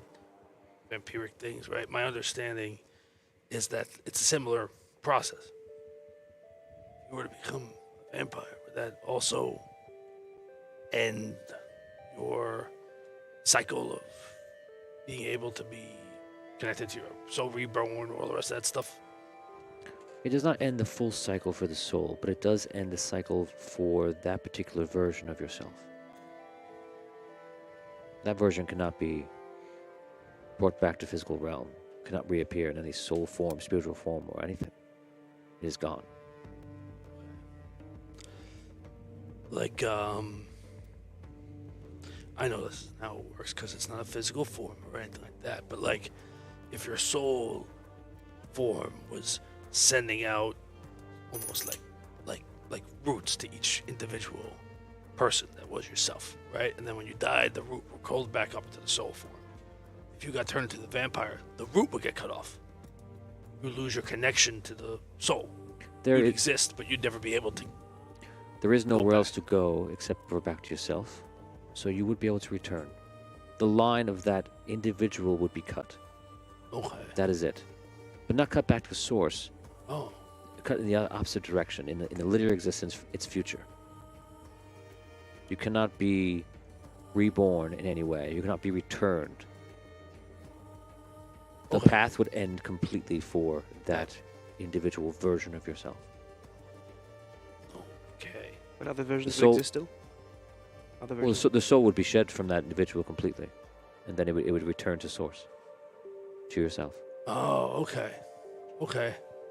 So that root soul, that soul level thing, would it be able to send another soul back? Yes.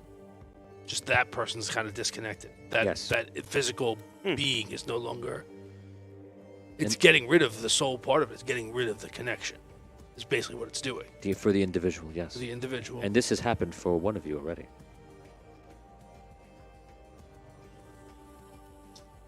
One of us here? Yes. I will not speak about who it is, unless you wish to know. We'll find out when the ritual. Yes. Well, if they're not connected, maybe we won't. Hmm. Oh. They are indeed connected. Okay. All right. And just to be clear, what we thought would happen with the with that whole thing, if Karen passed, we were right. Right? It would do the same thing. It would end the line if our souls were. I don't know, whatever they were doing. Like, If we didn't sacrifice ourselves, what would have happened? Oh, in your prior existence. Yeah.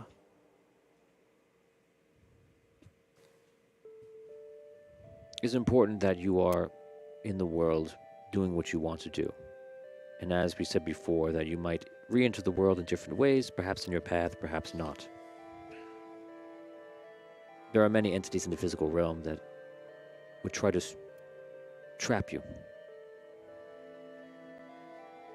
Right. And there are immortals and celestials that would try to do this to their gain.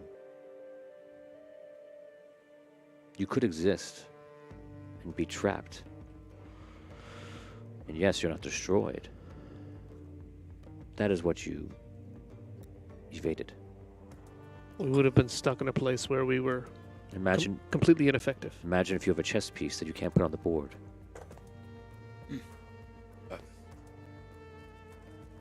okay.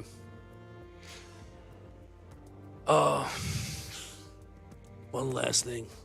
Now, sorry, I feel like you said back in the I don't know, the origins of this or whatever, when Dragano came out from out of the system back into the solar system, wreaking a path of havoc on his way to Pandaria, he sucked all the soul energy out of Zir. Yes, Then he sent another planet, I don't remember, Arathia. spinning off into out of orbit. What happened to that planet? They were able to cope with the large physical disturbance that has happened. Similar to Karen did the same thing as well by creating their own star, the Everstar. Zir, the souls were taken and absorbed into Dragano. This is where Dragano learned of what he could do, and is what led to Dragano doing it again to Karen. Except, well, to your current selves, maybe not known, but the Red Knight saw this plan and triggered this event himself, so that all the Celestials could perhaps gain whatever power they could to battle Dragano. Because while Dragano was trapped within Andaria, he was still trying to win the war. That's the convergence you're talking about. Yes. And on Karen is considered the Rapture. Right. That's it. So Red Knight did that, bringing Karen. The Red Knight caused it to happen faster and more under his control. Right. So that Dragano wouldn't be able to suck the souls. If Dragano is going to drink the glass, the Red Knight was able to take the water out of that glass beforehand. I'm trying not to make I drink your milkshake joke right now. Got it. I'm literally battling all of all my energies going into that. All right.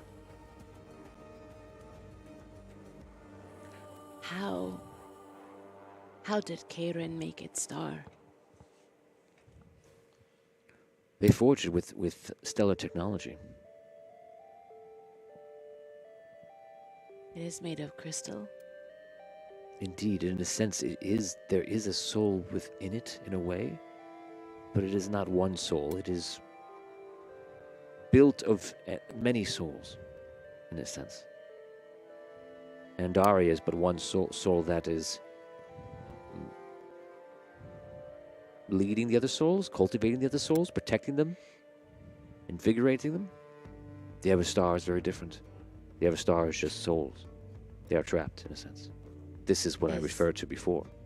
Is the Everstar souls of those from Andaria? Say that again. Is the Everstar created and maintained by souls of Andaria? Are there souls of Andaria in the Everstar? Yes. Generally, and in large portion, no. Is it where their souls ended up? Like those Many of the people's- souls of the people that were taken in Yes. Caterham, destroyed. Yes. Yes, they are in the Everstar. Yes. Their souls are trapped within the Everstar. Yes. Yes, that is what powers it. Yes. So yes, it runs on soul energy, but it's not It- a celestial running. If a new person is born on Karen, does their soul go straight to the Everstar, or does it not exist on that level? Is it like being fueled by births? Is an excellent question. And in another realm, you may take 50 experience points. Ooh. In this realm, I will answer it. Ask it again. It was so good, I don't even remember what you said. It was so good. That was a great question. What? Is the Everstar being powered by souls that have been there from the beginning, or by births that are the souls are skipping the body and going straight to the Everstar to fuel it in a way? Okay. The Everstar is fueled by those who are destroyed on the planet. It was fueled in a large sense from the Rapture, Yes. and those that created the Everstar were able to harness the souls in the energy that still existed. So perhaps they would eventually return if they were not lost. They would eventually found their way, Yes. but now they did not. So, what I'm saying is, a new child is born on Karen. When it dies, its soul will most likely be caught in the Yes. Everstar. But what I was thinking is that when they are born, does the soul ever have a chance to go into that body, or does it just go straight to the Everstar to fuel it? No, it is born in the body first. Okay. Okay. So while they're living, they have the soul. But when they're done, the soul goes straight to the Everstar. Yes. A being that is born with a soul and Karen would have that soul until it is taken from them, Yes. or it is... And then it just uses fuel. Yes. Okay. The Karen themselves are a unique species with what happens to them, but as we are talking a different example, that is the answer. So, I guess the question, right? At a game, how much do we know about the stuff we learned about Karen's society in the last quest? Like, how much Now? are our characters now? Not yet. No. Yeah. Nothing. If there's any of my follow-up questions I wouldn't have. All right, God. Yeah, there's some great questions. Yeah, like, Can we ask questions after? let's do this ritual. Nope. I'm excited. And he's like, no, no questions after. You gotta get No, you off can ask there? questions. I told you you can ask him literally anything. Yeah. So that's what you've done. So far, I've answered all of them. Altari, I am feeling anger. This is normal. In your mind, you're already transitioning to your next form.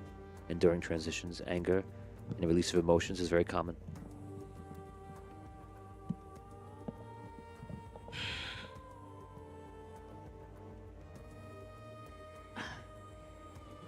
I'm afraid it will not stop.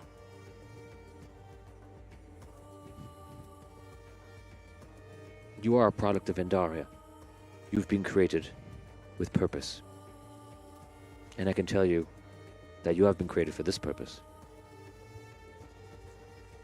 Of the very subject that we speak today.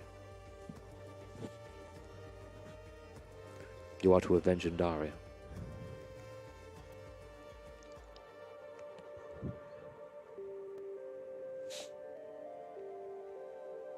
I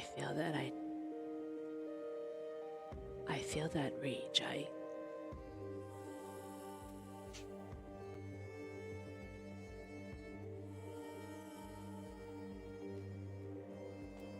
No need to speak words.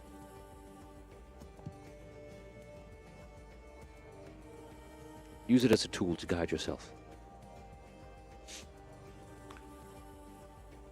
I now go around the room and ask you to simply choose.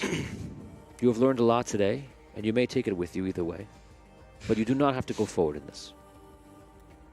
You could also go forward and just not go through the process.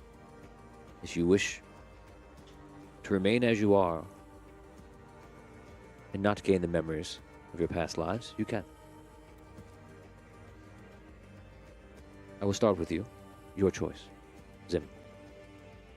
I want it. Give me. Thraxis. Yeah. Let's do it. Ayana.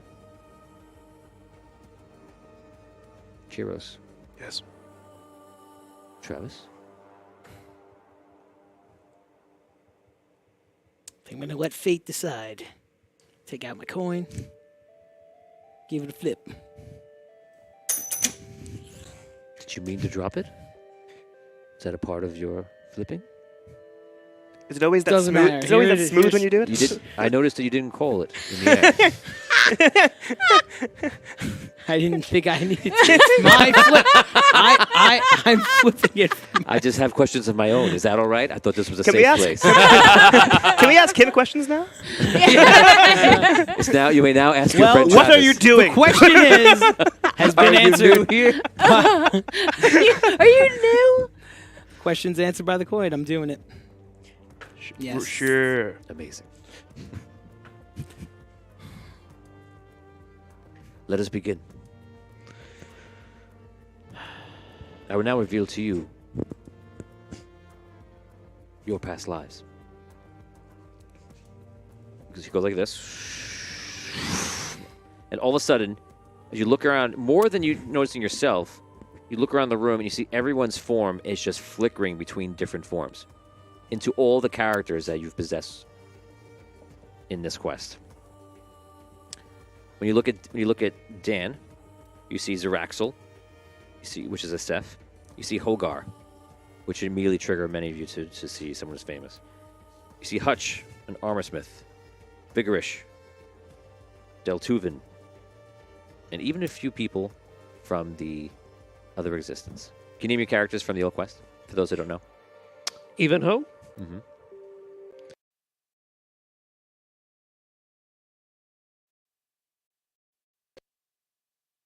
Actually, and I don't remember any other characters.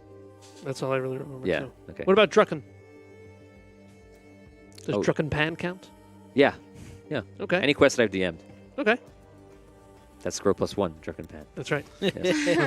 just use. And Tom, you see Findalar, Swish, Cole, Stagmon, Brutus. Who else have I mixed? Oh, your character from Arcane City. Yeah. I just, Robin? Robin. I couldn't think of his name. Phil, for you, we see Udaman. I don't remember that. I know you don't. I knew you would. Udamon, He had yeah. a melty face. We know who Yeah, Udaman is. yeah. Why don't I remember that? You were in the. Who's Udaman? That The was the fans, you know? first- Let's bring the fans on. Let's see the fans on the side. Was that that one-off that I played with you guys? That's Yeah. fun. Yeah. Yeah. I love that name. Yeah. Face got all candle wax melty. Yeah. Yeah. Oh yeah. Catherine saying happy birthday from the other room. That's Thank you, coming back to Catherine. me. Fans, for 50 experience points, who am I talking about with Phil's character? That's funny. Anybody? No idea. Okay, No. great. Thanks for checking in. Awesome, been great, guys. It's been great. It's good seeing you. You helped us. You Too helped, funny. So who remembers? Do you remember? I remember now. yeah, it was. I remember the name, but not Udaman much helped else. us. He was when we went down to the dark in the beginning. Yeah, I Wasn't he escorted there you to guys. help us? I helped you guys get around. Right, he's a dark elf. Yeah. Right. Yeah. So you have the Dragon Wizard, and you have a slew of other characters. Yeah. right? The underdog, Yes. and then there was Kopex who bought that entire city. Yes. He used super speed like the Flash, and then there was from a long from a different. Then there was another one, but that was not important. Okay. Yes. Yeah. So you've had a lot of the other characters. Most of the other characters have Yeah. existed on Kairin. Yeah. That was the other planet. Yeah. Okay, so it's just to remember that. So when you speak of Evenho, of Tarbonne, they existed on Kairin. Brutus, Stagmon on Kairin. Over Brook, you of course see Abyssia, and you also see at the same time like the entire world, the entire planet. And you see Abyssia in like a form which is all like green, looks like a druid. It's just very kind of similar to your form now of Ayana, but that's kind of what you see there. We of course see Asha. We see Maya. And we even see the... No. yeah, we see her. No. I don't think she was really a star seeker. I don't really think she. Well, she's you. Allura? Yeah. Okay. Yeah, well, I could see it a little bit. Yeah. I told you some existences don't mean anything. Yeah, yeah. Well, She meant something. she really drove that plot home. that was her. She just had convictions. Yes. She was convicted of being a bitch. No. She had her reasons. So you see her existences. Obviously in Damien, you see Dash. You see William, who you just encountered in the quest. You see Botorius, it's famous. King Carcarius. Oh, King Carcarius. Ah, yes. Dragon Wizard's best friend. Yep. Good Radar. times. Radar. And of who was course, your of course. character in the Star Wars quest? Oh man. Quandrasan was my guy's I can't remember name. the name. I don't have the name. I'd have to look up my old papers. So you see, I see everyone just turning into these characters, and you see the biggest thing is that amongst the characters, you see people that are famous, whether it's a Dragon Wizard, or Botorius, or Abyssia, or Holgar, or Findalar, and everyone else. You're seeing these people just like flicker in the room, and you're like, oh my god. When you look over to Altari, you see the following. Oh, jeez. Who do you think it is? Alabaster.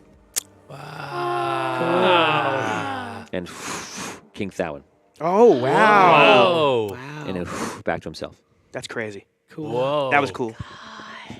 King Thawen. Wow. Cool. Yes. Okay. So you see all these flickering things happening, and you're seeing it. And as it's happening, all of a sudden, you start to gain the memories. You now have all the memories of all your previous characters in any quest that you've ever played with me. This dates back to when we were kids, as far as you can go back, so whenever you started. Characters that you remember right now completely are characters you remember completely. You remember it exactly the way you remember it. Is no difference. If you've forgotten your character, it has fallen out for you for whatever reason. Perhaps the exploration was done, and it's now completely a part of you, and there's nothing back that you need to solve, whether it's a blockage or a more of an explanation that's needed. You've solved it, you're done with it. Maybe there's a memory somewhere, you remember the memory, that's it. For whatever reason, whatever you remember is what you remember, and that is it. You can recall upon this information at any time. I was a dragonborn once and I ate someone's face. Yeah, mine. That was your face? Yeah. Oh, pretty sure. jeez. Yeah. Oh, Just, Yes. Diving into your past is dangerous. and you only did it for the XP. That's all the only reason. Remember? He did it for great. When he found he out- wanted to explore crazy. Yes, he explored. He explored crazy. I was like tied up at the time. don't worry. I'm not gonna, I won't. I won't Yeah, be eating yeah. your face again. Yeah, that's right. He just, I can kill that guy and get half his I was XP. young. Oh, I'll do that. I was a just child. to level up. He ate Just your to level face? up. Yeah. No, man, that story is wild. We could tell that story in the after show if you want. Yes, please. Oh, Charles Borzik goes, what about Brandy? Remember Oh, Brandy? the bartender. Yeah, bartender. Yeah, in- the in- waitress. in Arcade Yes. City. Yes. And Lampshade. Lampshade. Yes, I was also going to say the other guy. What's the guy that... Oh, yeah, who's that? Slithy. Slithy? Yes. Yeah, Slithy. No, not Slithy. something like that. Yeah, Slithy. You know who Yeah. came to mind? Chops. Remember Chops. Oh, and Boldip. Who? Boldip. Boldip. Yeah. Yeah, the guy who took the Boldip. dragon Who is that? powder and put it in his pocket. Boldip. Oh. The dwarf. Oh, yeah, Baldip. yeah. Yeah. Boldip. Who played that? Yeah. She did. Me. That was Sadly, that was Brooke. That was me. That's hilarious. It was an old dwarf. And you see Dan also turn into Lord Jameson Franz. Yes! The most famous of all. Oh my god. So, I have carpets under my arms. for a second, carpets and wheelbarrow. And then it goes away. For a split second in your characters, you see this room. Whoa. And then it's gone. Whoa. That's cool. it. Can you move your laptop a I'm little to the messed side? up. Which side? Whatever one you think is right. That's Whichever one you think is right. Yes. crazy. Yeah, keep going. That is the right side. Catherine's inside, and she says money. And now she's laughing because I just said what she said. You moved it out. You moved it the right way. You moved it out of the shot. Thank you. Your mission is done. You can now go back to soul form. All right. We can play again. Man, that's wacky. Trying Okay, to find another character that I had. So let's just continue. There's a lot of time for that. Yes. We will now go through Dan's folder for the next 5 minutes. You guys all of a sudden turn back into your current selves. You have all of your memories. And Altari stands up. The process is complete. I welcome you back. Heroes of Andaria. Heroes of Kieran. Heroes of the Andarian system. I'll leave you to yourselves for a time. You see, he starts walking out, and you see Christor kind of looks at all of you, kind of like nods, and then he leaves with them. You're all alone in this temple.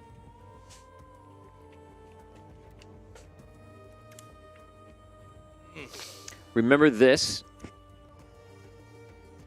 As I see Tom rubbing his forehead.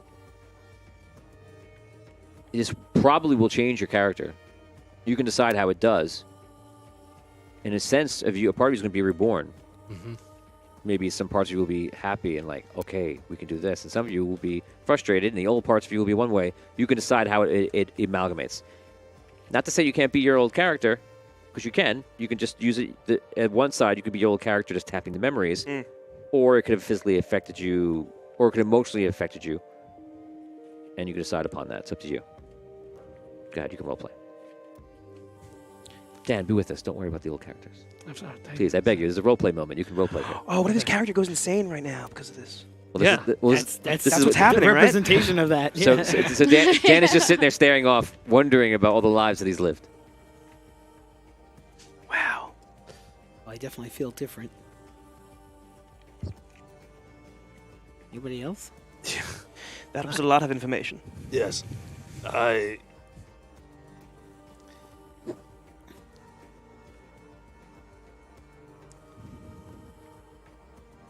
I know things. I remember things. And I don't But you don't remember, like... well, I don't it's weird. understand things the way that,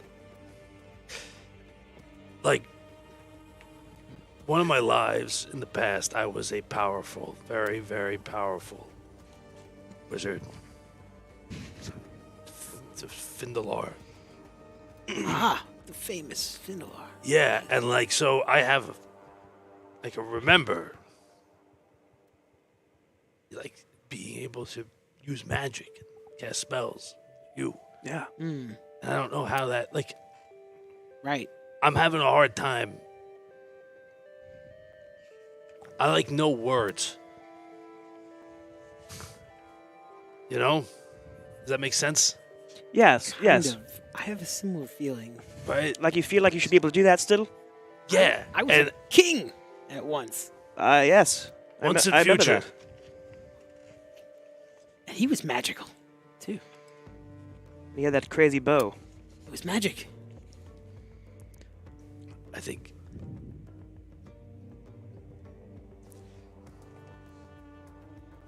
whatever we're gonna do next, whatever this war is, whatever, right? I look back over a lot of my past lives, and there are opportunities to do stuff that we didn't do right the first time, or sometimes the second time, or the third. So I'm thinking the reason why we got this now is to learn from our past. Whenever the opportunity arises this time, we'll have the experience, right, to make the right decision. Whatever that Absolutely. is. Well, luck has gotten me here, and I trust that it'll guide me forward. That's Right. how I feel. I was evil so many times. Can we undo him? What? Yeah, but you were also good so many. Why did they want me? I was the necromancer. I was the dark majesty. Oh, that was true. The necromancer is you got. Why do they want me here? What is this? What did we do to ourselves? I told you there could be bad memories. Didn't I say? Does the good not outweigh the bad for you? I don't know. Look, I don't know about all of us, but I did bad things too. Tell me about it. I mean, it wasn't Dark Majesty bad, but I did bad things too. I wasn't a necromancer. But the necromancer's not your fault. Don't hold that against you. It was you got corrupted by a evil being. That's not you. You didn't say I'm the necromancer. You also remember him as like Cole, as the guy you were fighting. So you have. Oh, yeah, Don't that's forget, right. you have all the memory of who is standing in the room with you too. Yeah, like Hutch, the real Hutch, you was not that guy at the end. It was the Hutch that came back. Right. Yeah. All right. So two different. That quest was about timelines, which we are now exploring in a much bigger way, and that was two different timelines of the same Hutch. Right, don't. Yeah, I know. He comes back into the room. This is a lot. To put it, If you wish, you can come to me. Go upstairs. You can rest. We have places you can sit down. This is too much! Oh my.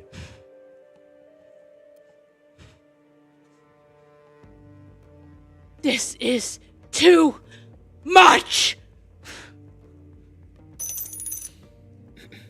Why? I don't know.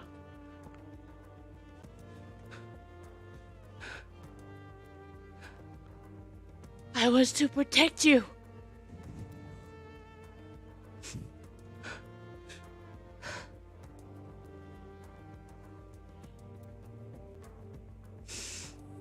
They are wrong.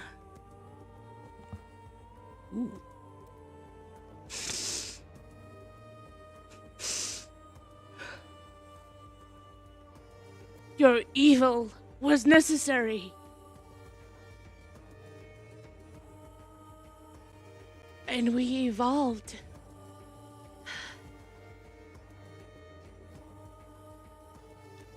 And Daria, Abyssia, Hogar.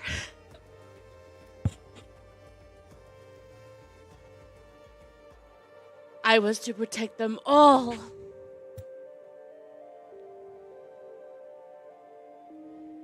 This is too much.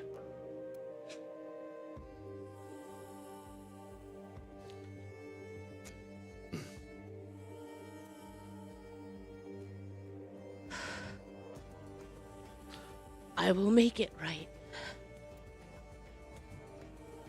I will do my best to make it right.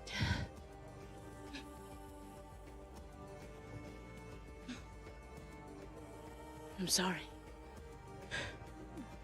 Don't be You're sorry. right. You're right. Are you okay, my friend? We're in this together. Yes. We'll help you through it. All right? No, no, no. Yes. Ayana, you're right. Yes. You're, Why do we keep being brought back just to have all this We'll get it. We'll thrust figure it upon out. us? Time and time and time again. Well, we did ask for it this time, didn't we? I mean, I feel like we this all is- had a thi- choice. This is almost an experiment. You know what I mean? Like, this is the first time they've done something like this. They're trying to see if this is something they can keep doing. So it's almost like could this be it from here on out for the future, for our future selves? Will this be a thing we have to nip in the bud before the next time? That should be up to us. No? Oh, like whether this should be done again. Yes, exactly. I don't even know if should have been done once. Well, Like, I don't know. the way I understand it now, Star Seekers, the purpose, the path that we chose ourselves in the past, the future, whatever you call it, was because the world or the system or whatever needs saving, needs guidance, needs to make sure that it continues on the correct path. The reason that we keep getting bounced into this is because we're the ones who can do it. Yes, that is true. It's not. No one's. We asked that. I asked that before I understood. No one is tapping us on the shoulder. No one is pushing us into doing it. We make the choice again and again and again and again. You know, maybe in a particular life, someone tapped us on the shoulder to do that, but we always had a chance to walk away. We didn't take it. Now is a little different, It is. Indeed. but I feel like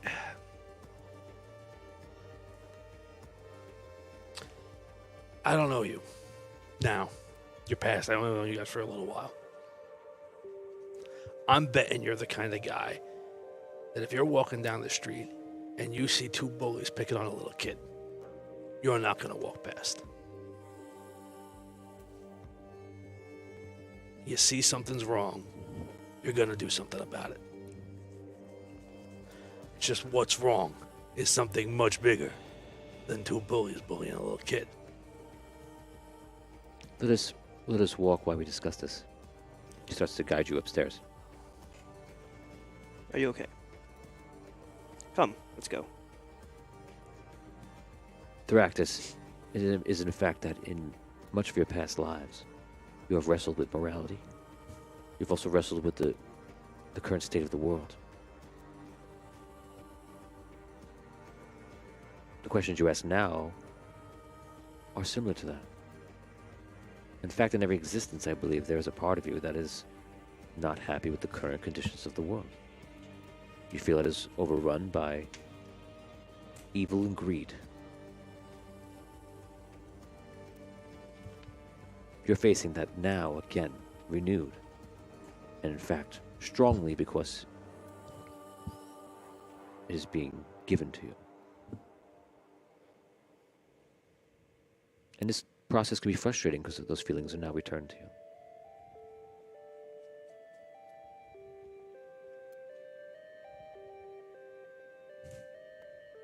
You will be given a quest. Remember, this is why you're walking up the stairs.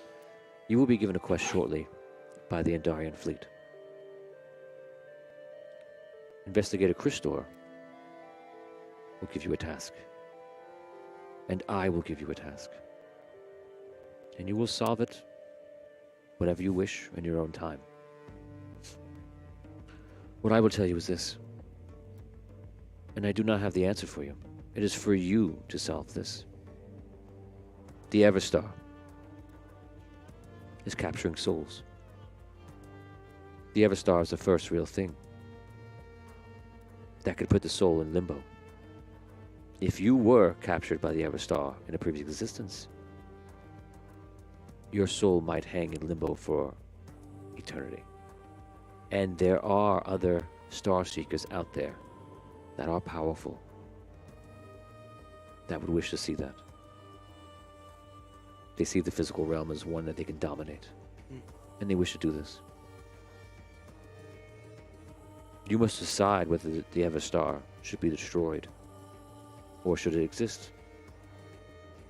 The Everstar provides life to the people of Karen. It is destroyed. What happens to the souls within? They would be freed, Brilliant. but all those who live around Karen would suffer.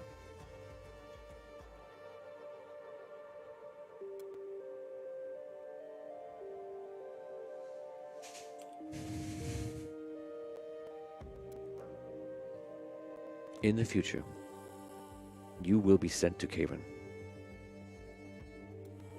When you are there, you will experience horror. You will find things that, to hear about it and to see it, are very different things. You will venture to other worlds as well.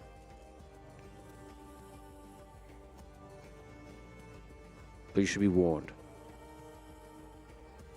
You will face the other Starseekers. Who are they? Well, one, and this must maintain, I would say to be discreet would be better for this, but it is always your choice to share this knowledge as well with whoever you deem necessary. Bardot. And also, Kanos. Kanos is a unique example. He existed on Karen. You fought him. He was brought back in the Rapture, in the Convergence, and you fought him. And he is a unique perspective of a soul, where, like some, he is being reborn in the same way.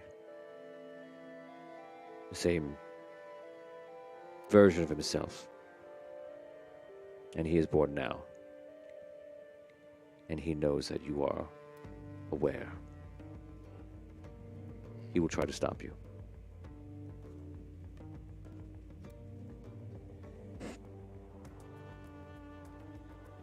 Okay. All right. You beat him before. But now with this new knowledge, your first task, speak to Christor. Speak to the Andarian fleet. See how you could be of help. And yes, you must wrestle with these new emotions and new thoughts within you. It is a lot. But as you have mentioned, it is yours to bear. You exit the temple. You walk outside, and you see Christor's there. And you see in the distance there's a few people just kind of hanging out. They're all talking, and they're not in a place where you can get to them right now because they're kind of like across a couple of things. They're far away, but you see it's Gilder, Dell, and Val that kind of like talk to each other and kind of just like looking over at you guys from a distance. And you remember the sacrifice they made. When you stop and you look over, Altari looks at you and looks over there. If you remember, they faced the Nether. The Nether is an unusual entity. It is created from the Everstar. The Nether is a place that is in between everything. It is a place so you can get lost. I'm sorry, you don't... I said something wrong. When you look over, you see Gilder and you see Dell. You do not see Val. That's Oni's character. Sorry, pardon. So you guys look across, you see Gilder, you see Dell, and they're talking to each other. And then he turns to you and talks about it. You will notice that Val is not with them. Val is still trapped in the Nether. Hasn't it been, what, 20 plus years? 19 years? Yes. Jeez. All right. All right. Well, Christor comes up. I hope you are doing much better. I'm sorry to bring you into more problems to figure out. If you don't mind to follow me. Sure.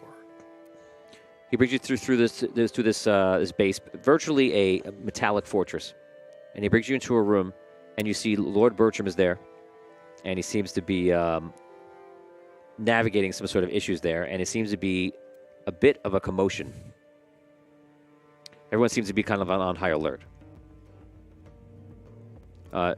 Christor kind of just brings you in the room. Lord Bertram sees you. He looks at Christor, and Christor goes, "Welcome back." Thanks. What's going on? He's looking at some maps you see of like the whole celestial system. It appears that Kayrin is sending a fleet to us. The fleet will be here within about 48 hours. We're preparing now. But there's an issue. While we have the dragons to defend Andaria, we don't have Astral Crystal. The Astral Crystal is what is needed to fly these capital ships. The capital ships could help us win this war. But it's getting harder and harder to defeat them, as they get better and better at fighting our defenses. They will target Salvation, this station here, and they will target the Temple of the Ancients. They will destroy it. We need to get at least one of these capital ships up to defend. Your old allies, Dell, Gilder, are out there. They are looking for Astral Crystal. They believe they found a meteor fragment, a fragment of the moon that was orbiting around Andaria, that perhaps may have Astral Crystal. We believe it might be the only source of Astral Crystal around Andaria. But at least we can get one of the ships up. How far is it? It's probably a few hours. All right. So you want us to go get it? Bring it back? Yes, this would be your first task. And I'm sorry to assign this for you immediately, but this is the purpose you were brought here for. All right. How is it collected? Like, is there a certain way we have to handle this? We will give you an attachment to your ship that will act as a storage. It is important that the Astral Crystal never encounters any sort of atmosphere. As long as that doesn't happen, we can put it into the ship. If it does, the Astral Crystal is ruined. Understood.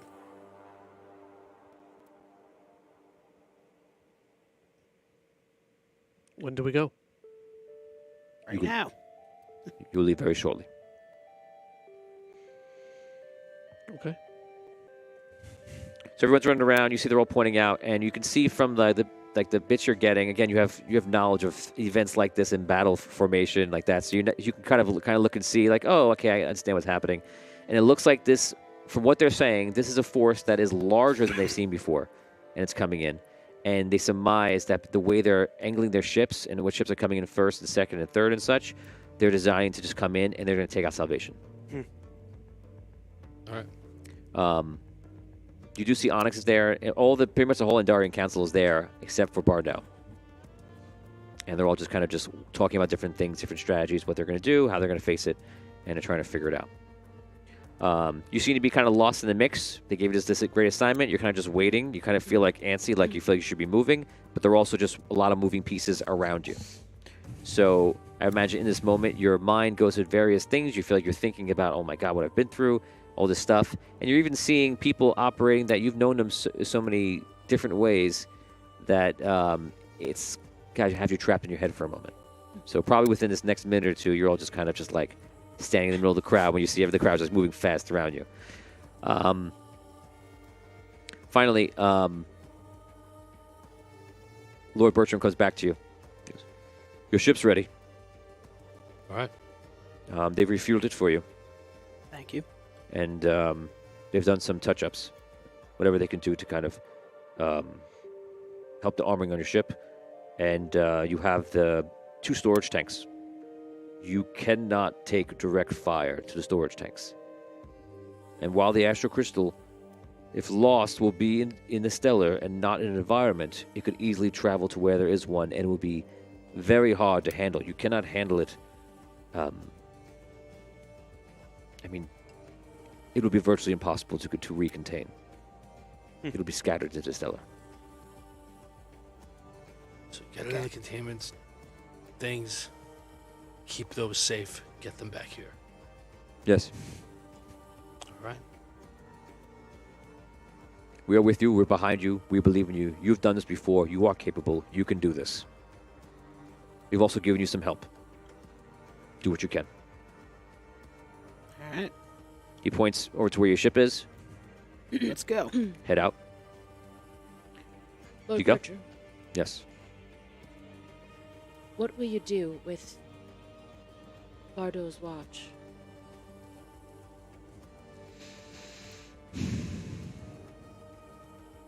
Bardo will be put under a full investigation. Investigator Christor, right now, will not be traveling with you today. We'll be working on his case. This will happen immediately, unfortunately. Amidst all the chaos that is happening now, we must put Bardo on trial. And it will be up to Investigator Christor to decide his fate. You think he'd return for a trial? Whether he will return or not, I don't know. But we will put him on trial. We will hold him to the law. And to put the world at risk like this is not something that could be overlooked. Lord Bertram,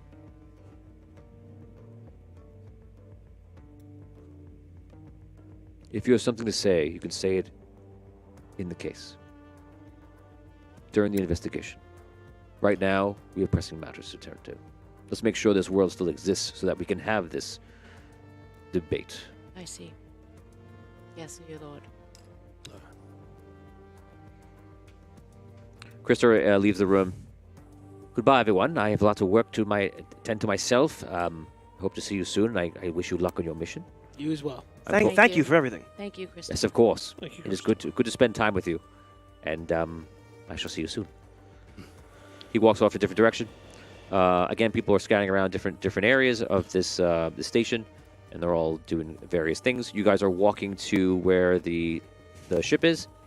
On your way, you see that Gilder is out there, and you see that Dell is out there already, and they're kind of just like hanging up at the ship. That's from afar. You're walking back through the fortress and out there. On your way out, you can roleplay. Okay. All right, so we got to fly a ship. We can fly a ship. Right. You guys have Tell 'em done how it this is kind of next stuff time. before, right? Like Let him have it. cargo. Nope. We You kind know who you are. In my sleep. No problem. Yeah. All right. Sorry. Listen, we've flown before. We've transported cargo. We've transported difficult to handle cargo. This is going to be no problem. Easy peasy. Easy peasy. Right? All right. Right. All right. Okay. Let's take a look at what these storage things are and make sure we know how to use them. Yeah. Right. Got to make sure keep them safe on the way back, and that they're really sealed up before we land again, because this has atmosphere. Right. That's all I got. You can roleplay if you wish. Would I know how to use this stuff, like technomancy? Like, the? So you're not getting your skills from the old things. I actually may give you a one skill. Yeah. It's probably going to appear in your character sheets. You're Oh, gonna, you mean from the? from your previous Oh, characters? I meant to like use the drill, like the Astro Crystal stuff, like so I can know how to do that. The drill. Oh, Because I have Technomancy, I wanted to see if I could do that. yeah. Anyone can get to a suit and use the drill. Okay, to do brilliant, that. okay. Yeah.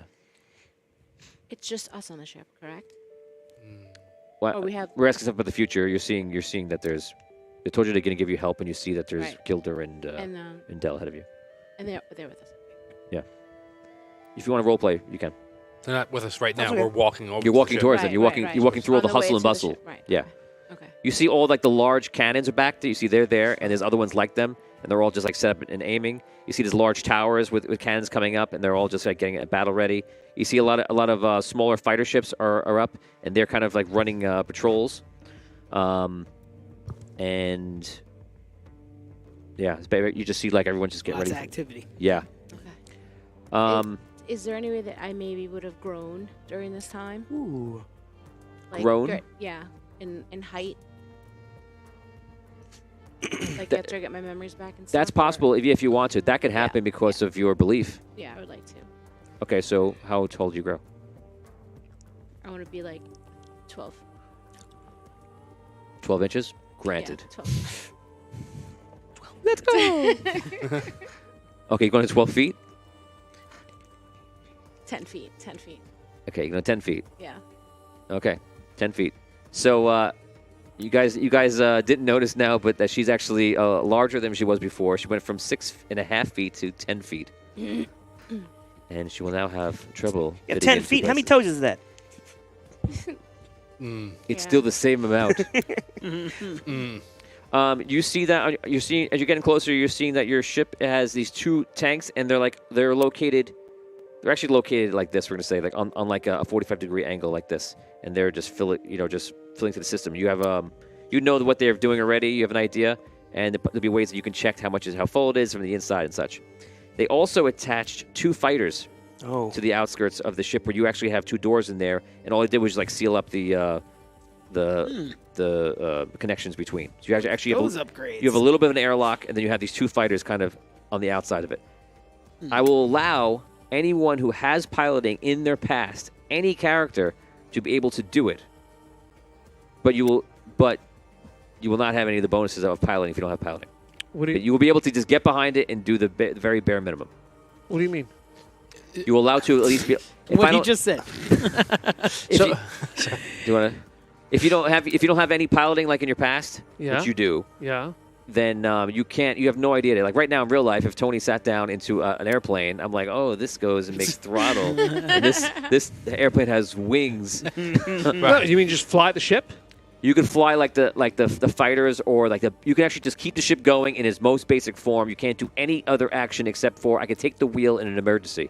You have some sense of what to do. The most basic form. All right. So there was a past character that I had who could pilot an airship. That was back when that was the peak of technology. So yeah, so you can like take over it, and you can keep it going left, you go right. You can't do anything of Got real it. worth. Got it. Any Super tricky basic. maneuver, like lean the ship this way and get him and rescue somebody? No, you can't. Useless. No. Yes, No. it's a shadow of a thought Got in your mind. Jedi Starfighter. Yeah, nope. None of that exists. None of that exists. Fair enough. Nice try. Nice try. You cannot mention any IP. Anything else? Okay, so you see the ships are there. You see they're hanging out, and you see, unfortunately, there's somebody who's almost upside down, and they're literally inside the top of the ship. And instead of you thought it might have been like a repair, it looks like they're like throwing stuff out of the ship, like little parts and such, and they're on top. Okay, I'm gonna run up when I see that. And Gilder's. Hey, what's going on? You see Gilder hanging What are out there you too. doing? Here he is. I've flown a plane in real life. What are you doing up there? I go try to, see what they're throwing out and who that is. Okay, so you see it first. Gilder walks up to you first. He's not aware of the person that's up there yet. What are you talking? Hey, hi guys. Were you gonna be on the ship here with us? This is my ship. What's that guy doing? What guy? That guy right over there. I I just walk past this guy and I go right to the ship. I want to. Okay, well, you know this guy, but it should have been a reunion. But it's just like you there. Get out of the way. Oh, that's right. He does look familiar. Gilder. Wait, Gilder, Yes. what do you look like? Because remember, you were young and old in your mind. His and mind. stuff? His Yeah. That was in the mind. Remember, we Yeah, got so new I don't know bodies. what you physically look like. We got That's right, new yeah, we don't bodies. recognize him. So it's the Kaironite body that we're in. Oh wow. Okay. Right, they're still in the Karenite body. Ah, Wow. got it. I don't look like I used to. You guys committed to it. In the Right, pod, yeah. That's right. All right. in the Got it. consciousness, I just standard. But you see what I looked like before. Yeah, I'm with it. Okay, And I you see, assume I'm not you in see, the suit. Aw. you see Dell is there also, and you can see they have battle scars, and they've been through a lot in the time, and it's been 19 years for them. And No, apparently they. there is one other thing. There's 2 crystals floating around my head. Ooh. Okay, cool. Man. Dell, any differences for you after 19 years? They would see. Probably looking a little bit leaner, a little bit meaner.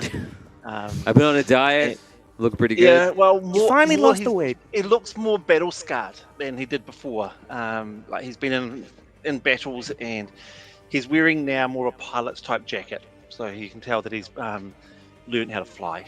Right. So instantly, you're like they've been here fighting in the Darian Yeah. fleet, and that's what's going on. You're walking up. You see the person. He's like, I'm like, he's like still Tony. on that guy." I told you I'd go after that guy. That guy. So you go up there and you see there's a ladder up there, and the person's just like digging into the whole thing. What are you doing? Who are you? He's high up. You need to go up the ladder to talk to I him. go. If anything. Okay. You go up to the ladder. Roll a climb check. No, you go up. You go up the ladder and you see it's just someone just leaning into the whole thing, and they're just like Oh my god. pulling things out. Stop that. As, Who is as this? You're, as you're in there, like Yeah. he hands you something. I- Here, take this. This is useless. Why do you have this? What are you doing with all this stuff? This is all this extra is all parts. my stuff. I need these things. They're dumb. What are you talking about? They are dumb. dumb. They're This dumb. is So you don't my need all this ship. stuff. What are you talking Your- about? Your ship is not very efficient, is what they're saying. My ship is very efficient. Our Stop ship. taking my ship apart. What are you doing up there? Stop calling it your ship. Do we know him? It's my ship. Josh, Yeah, why did you know who it don't is? explain Recognize what him? you're Do I doing? recognize him? Yes. Jack! Oh, hey, who are you? Jack! That's where we're going to stop. Oh,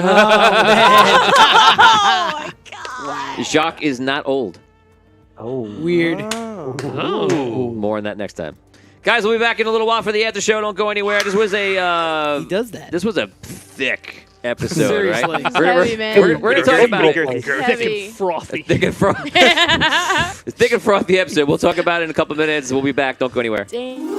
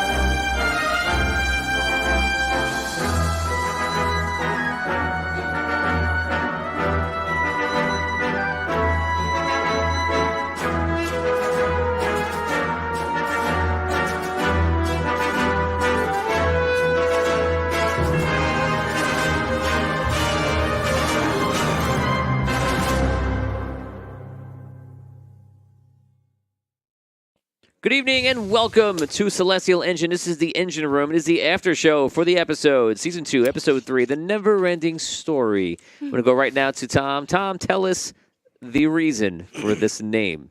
Well, Tony, back in the ancient days. No, The 80s. Yes. So I think you've got two aspects to this, I think, jump out at me right away. One is obviously our characters and our larger selves, our larger soul selves, are a never-ending story. That each iteration, each quest that we play, is another chapter in the story of our path. I also feel like the story of the universe as a whole always has more chapters being added to it. Right? We have a new beginning, giving us a different insight into the things that we thought we knew. And I feel like that story is also never ending. So like while our own individual stories are like that, the universe is itself is constantly unfolding and revealing new things. Yes. So when I first made the story up, I always would see how Tolkien would do everything. Tolkien, and a lot of Dungeon Masters just think Tolkien. They go, well, he just created everything, and then you figure it out. And I did that, and it was a wonderful experience because I did it in a fun way where I was creating the map, and I was just like, I'm going to do this, and I had some things I knew I wanted to do. But just doing that just writes a story for itself, and then it gives you other ideas. You add that on. So when I created everything, I ran into problems immediately, and the problem was, I can't do this. And this is a very normal thing for storytelling, but I had to go through it my way to counter that. And I was like, I can't tell them this because if I'm sorry, Oni, we'll bring you on. If I do that, then I will be revealing this. So I realized that I have to tell the history of the story in steps. So you constantly will learn, like you learned it from Alabaster in the beginning, but was that anywhere near the full story? Yeah. And he tells you, he does hint to you a little bit, like this is the story, and he says things like, as you know, if you go back and listen to it, you'll hear it, and he's basically telling you what he can tell you, like what it can be there. When Hogar went on Hogar's journey, you got introspective in in part 3 or part 4, and you were asking about different things, and you were reading books in the dungeon. You read a book? Now, by the way, now you've read more books because you have more lives altogether. You're at least up to 4 or 5 now. But in there, you were asking about like the heart of Indaria, the moon. You got a lot of interest in that at the time. And and then when you were asking that, I was happy you're asking that because you were asking good questions, and I was also fearful. I'm like, but I can't. I have to figure out how to answer your questions, but not ruin the future of where the quest would go, and not knowing where Holy Dungeon would end, and trying to get to where I see it going. So you asked a couple of things, you learned a couple of things, and I actually gave you conflicting. This is all out game, of course. I gave you conflicting information on purpose, and then beautifully it came up in this one stupid little throwaway scene with you and Kanos. And do you remember? I've heard it to you once before. Do you remember what I was talking about? And you guys were going up the Chronomancer's Tower. And this scene was not about the moon or anything else. It was just... Oh, sorry. Hold on. Go ahead. Was that when we were in the cave? No, when you guys were going up the Chronomancer's Tower. You were literally going up the Chronomancer's Tower. It was just, for me, it felt like the typical weird conversation that would happen in the middle of an adventure that has no bearing on what's happening right now. You were just going up, and you said something... I don't know what you brought up. You brought up the moon...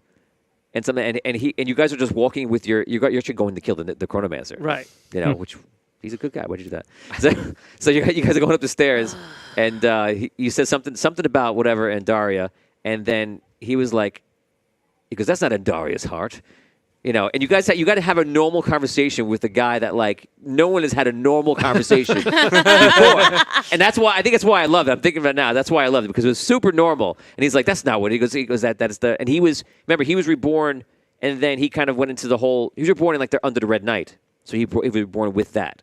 You know, so that's the knowledge he came from. And he was saying that's the Red Moon is a gift from Mandar to the Red Knight, and that was from him. He's like, what are you calling it? It's not the heart of Andaria. It's ridiculous. And then you were like, and like you guys had just that weird exchange going up the stairs, and I just love it to this day. It's like the thing I think about. But that's an example of like, you know, that's how I kind of feel it would be. Like right now in the whole world, we all have different beliefs in religion, in politics, and all that kind of stuff. Or we see the whole world in different perspectives, no matter what you want to talk about, science, anything, right? And in a sense, until you find it out, you're going to get these layers of truth and somewhat reality all the way up. And that's basically what the story is doing all the way up. So today, you had the same thing that I gave you when I gave you Alabaster telling story, and Alabaster told you another story. I almost did the poop joke again, but I didn't do it. I've grown. So. Wow. It was the cake, right? Yeah. It's your birthday. It was the cake. My birthday. Yes, a year older. So what did you think about that story? Because now you learned that Celestial War is actually much bigger than you think so, because we call Celestial War anything Celestials, and that was it in the beginning. Oh, they're Celestials, Celestial War, fighting each other. But this war is much bigger from hearing that story. What did you think about that story that we learned about the original Star Seekers in this galaxy, in this system of the galaxy, Dragano, Kalana, and Andar? It's wild. It puts them in a little bit different perspective, for Yes. sure. Like, Yes. kind of thinking them like that, and. Could you move the bag, Dan? It's in once and again in the camera. Ooh. If you could possibly stop blocking the camera all different ways. But please, take your time so we can spend 10 minutes on this. And He's committed to the bit. That's it, Dan. No, crushing your head. Sorry. No! I crushed your head. Crush your head. I crushed your head. Crush your head. Block it, Dan. Block it. So to my question. Where were we? Crushing. What was it like seeing the story evolve again to the point where you see now you can trace it all the way back to them as Star Seekers, all the way to Endaria's place. You even know that the history of the other planets as Dragano came through in the Menace, and now that was crazy. if you kind of caught the story and understood it, but if you don't, just ask me. You kind of get a better perspective on Dragano and the whole reasoning of what actually was happening in the Convergence, and it should make a little bit more sense. She was just snubbed. Yeah, why didn't He was snubbed. Offended. Why did Zelron? Why did his Zalron. dad Zalron. Zelron? It's Xalrun. That's just wrong. Zelron. Why did Zelron choose Andar instead of Dragano? He didn't state that. He didn't state that to you in the game, so we Right. don't know. Oh, okay. Yeah, What's the problem? he didn't choose his own So- son. Well, I mean, Right. Yeah, Well, so- I mean, there's clearly some issues there. yeah. Yeah, Where and how does he exist now? Zalron Yeah. in another star, in a sense. That's a possible future existence for him.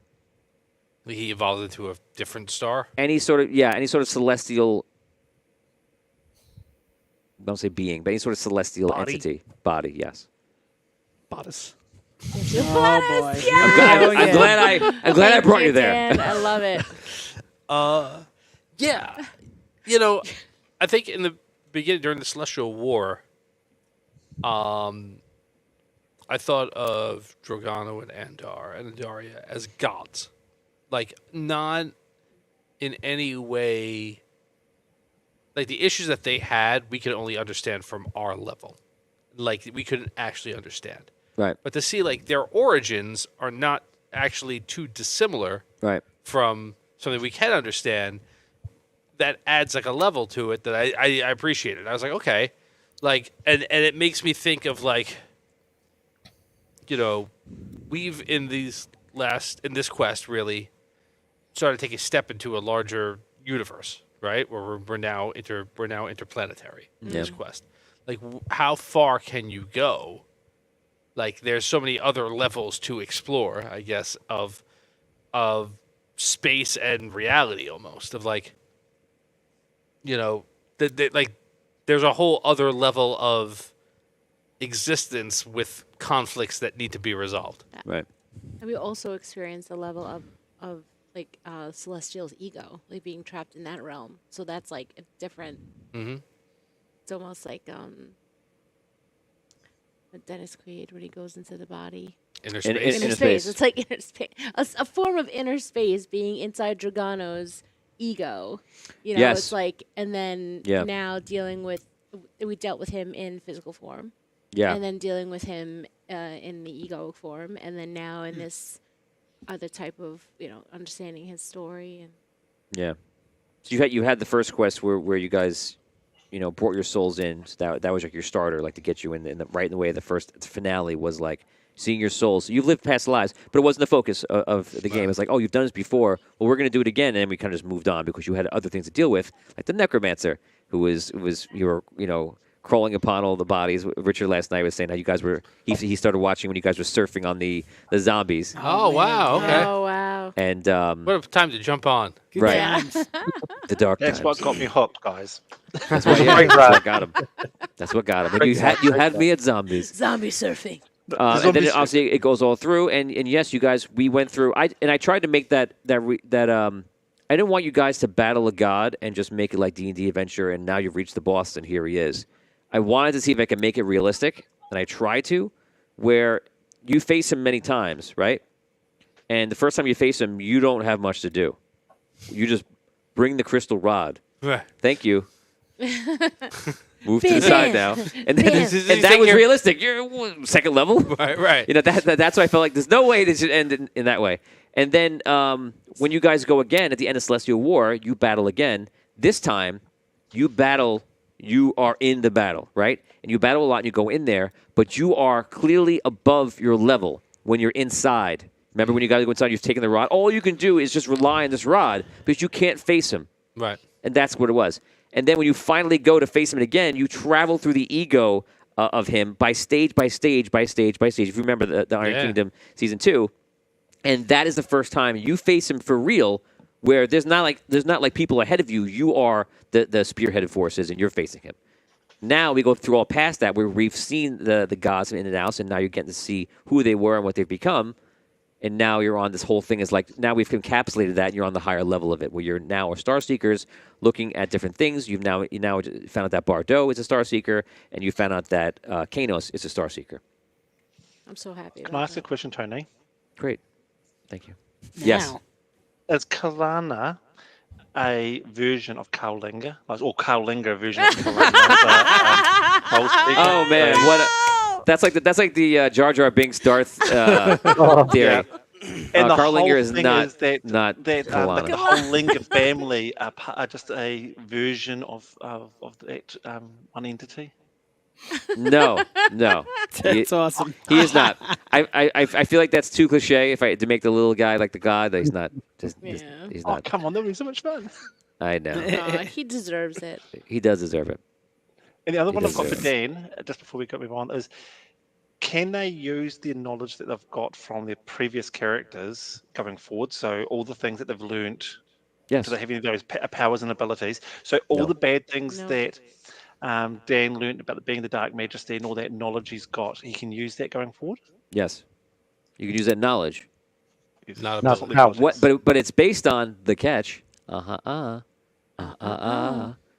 It's hate this.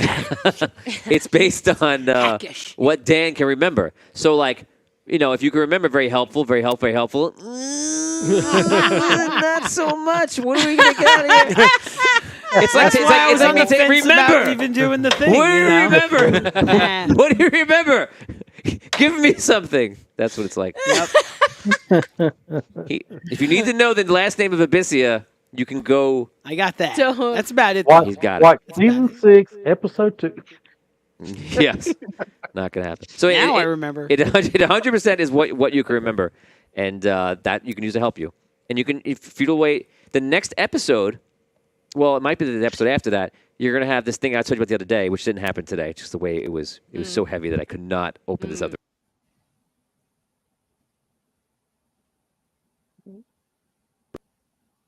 So today gave you like the plot. Like, you should feel like you know where the quest is going. You know you need to find an astral crystal, defend it. Here's the fun things.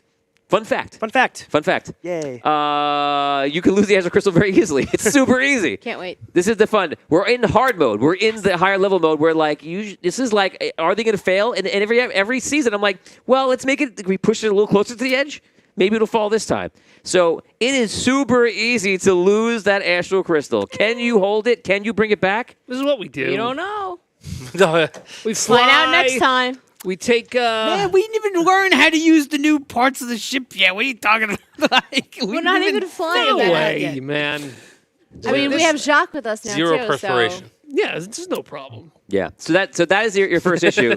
So you also have the thing with the Everstar, which the Everstar is an issue. I don't know what you're going to do about that.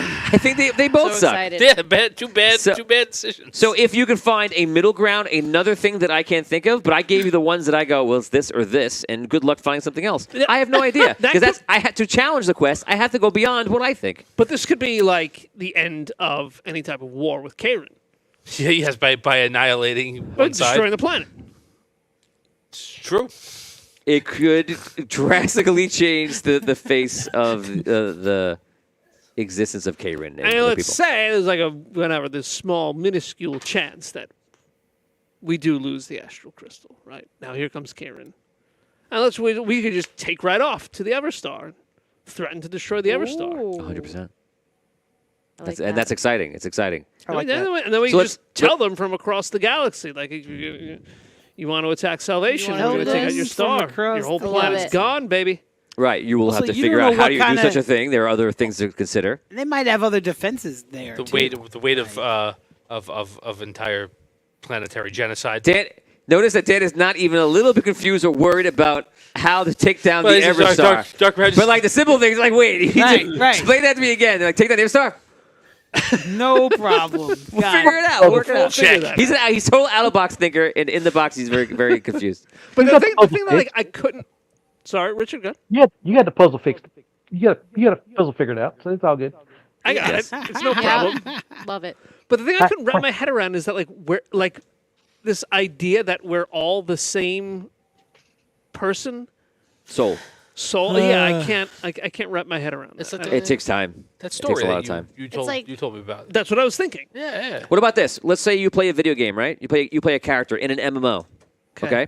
Okay. So you understand the game. The game has physics built into it, right? That is the physical world in this game. You make a character, right? You can also, if you are the soul, like he's already bored.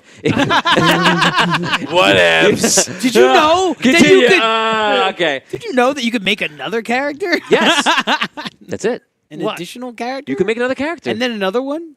Is it still Damien Yes. behind You those should- characters? you could still but of course, have- Damien's asleep and they're all doing this. Pretty much. That's usually- That's my experience playing with That's- Damien. So what this, happens this is when I like play the video soul, games. and then here's all your other Yeah, characters. no, I get I that. think Tom remembers the story. But my like, Your character. yeah, but like my character as opposed to Tom's characters, as opposed to Damien's characters, and Phil. Well, they're all- and Brooks' characters. connected. It's like a piece. It's like a mirror. It's like someone All took the a mirror, souls come from the same. dropped it on the ground. Source. All those shards. Yeah. Are each character, Yeah. but when you put them together, it makes the same mirror. It makes Like one you are mirror. your characters. So Yeah. So let's do it this way. The MMO is not D&D. The MMO is like Sims, something like that. Yes. Where you're playing people, Yeah. Yes. right? And in the Sims game, there's an MMO, Whoa. right? So now your Sim is going in there, and your Sim's making multiple characters. Yeah. Right. Level up. All of those are your Sim. Right. All the Sims are you. Whoa. What does But MMO? no, what but does I- MMO so- mean? But like, Massive but we're Online. missing a step Massive though. multiple. Mass multiplayer. No, online. I'm saying this. Yeah. So who's the Is me the- as opposed to like all the Sims? So you're trying to find you, which is confusing. I think is it you? Are you me? Are you No, me? it is. Yes. No, no, and yes. you're well, in a sense. Yes. Yes. That's where I'm going with this. No, but you mean me as Dungeon Master? Like you make a Yeah. joke as Dungeon Master? Yeah, Yes. like you're the next level. Like if let's stick with the same example, right? Like I'm controlling all the Sims. All the Sims. Frankie are says controlling- this is like the Spider-Man meme. all the Sims are controlling all their MMO characters Right. within the Sims. Right. Right. And I'm controlling all the Sims within the Sim. Right. So like we What? in this example represent the Sims within the Sim. yeah. Me controlling all the Sims is who? Oversoul. I Well, guess it's in that example, you would be. It also did flash into this room, also. Yes. That was I the know. most mind-blowing part of this whole So- episode, by the way. So maybe the Oversoul is that Dan. was Yeah, you are That the was the Oversoul. biggest moment of this week. How is the Oversoul me when there are different Because maybe it's the People oversoul of controlling Dan. different characters. because- What's the common thing that we Here- all lead because up to to? answer- I can we're I the can answer that. Sims. In that, That's what I'm saying. We're the Sims. Right. Then what's the next level up? Who In- knows? The main in that the sense- sim. in that sense, think of it like the video game, back to the video game, or like a movie or whatever, and you see it played out every single way, right? You see it played out infinite ways, right? You as a soul would experience all those things. But in this form of existence, in this way, for like Dan, that character, it was one of them, you can't experience the rest of them until you go back. Because when you go back, then you experience everything. You know every path. Oh, if I did this, this would happen. That happens. This is a happier life. It's a sadder life. This is a version of the life where whatever happens. But I'm still not making the connection though. Like, what is that next level? You don't know. Wait, are you Leave it asking at that. in game or out of game? Yeah. Yes. It drastically it changes the answer. Yeah. In game? You answered a question that like we asked specifically about like our upper souls, like the root soul that all of our lives come from. Right. That soul is one and the same. Dan's, mine's, yours, Yes. everyone's. That's the part I think you're getting tripped up on. Yes. Is there like think like string like puppets or like a like a tree graph kind of a thing where there's one boop So the- 5 boop yes, 15 Right. So from that one, and obviously Brooke can help you with this too, but as the one here branches off to like infinity, right? yeah. They're all you living and experiencing every single timeline. Even Right. Tom's character is me. That's where he's tripped up on. So Tom is a different branch, a different version, yeah. a different oversoul. Part of the same tree, though.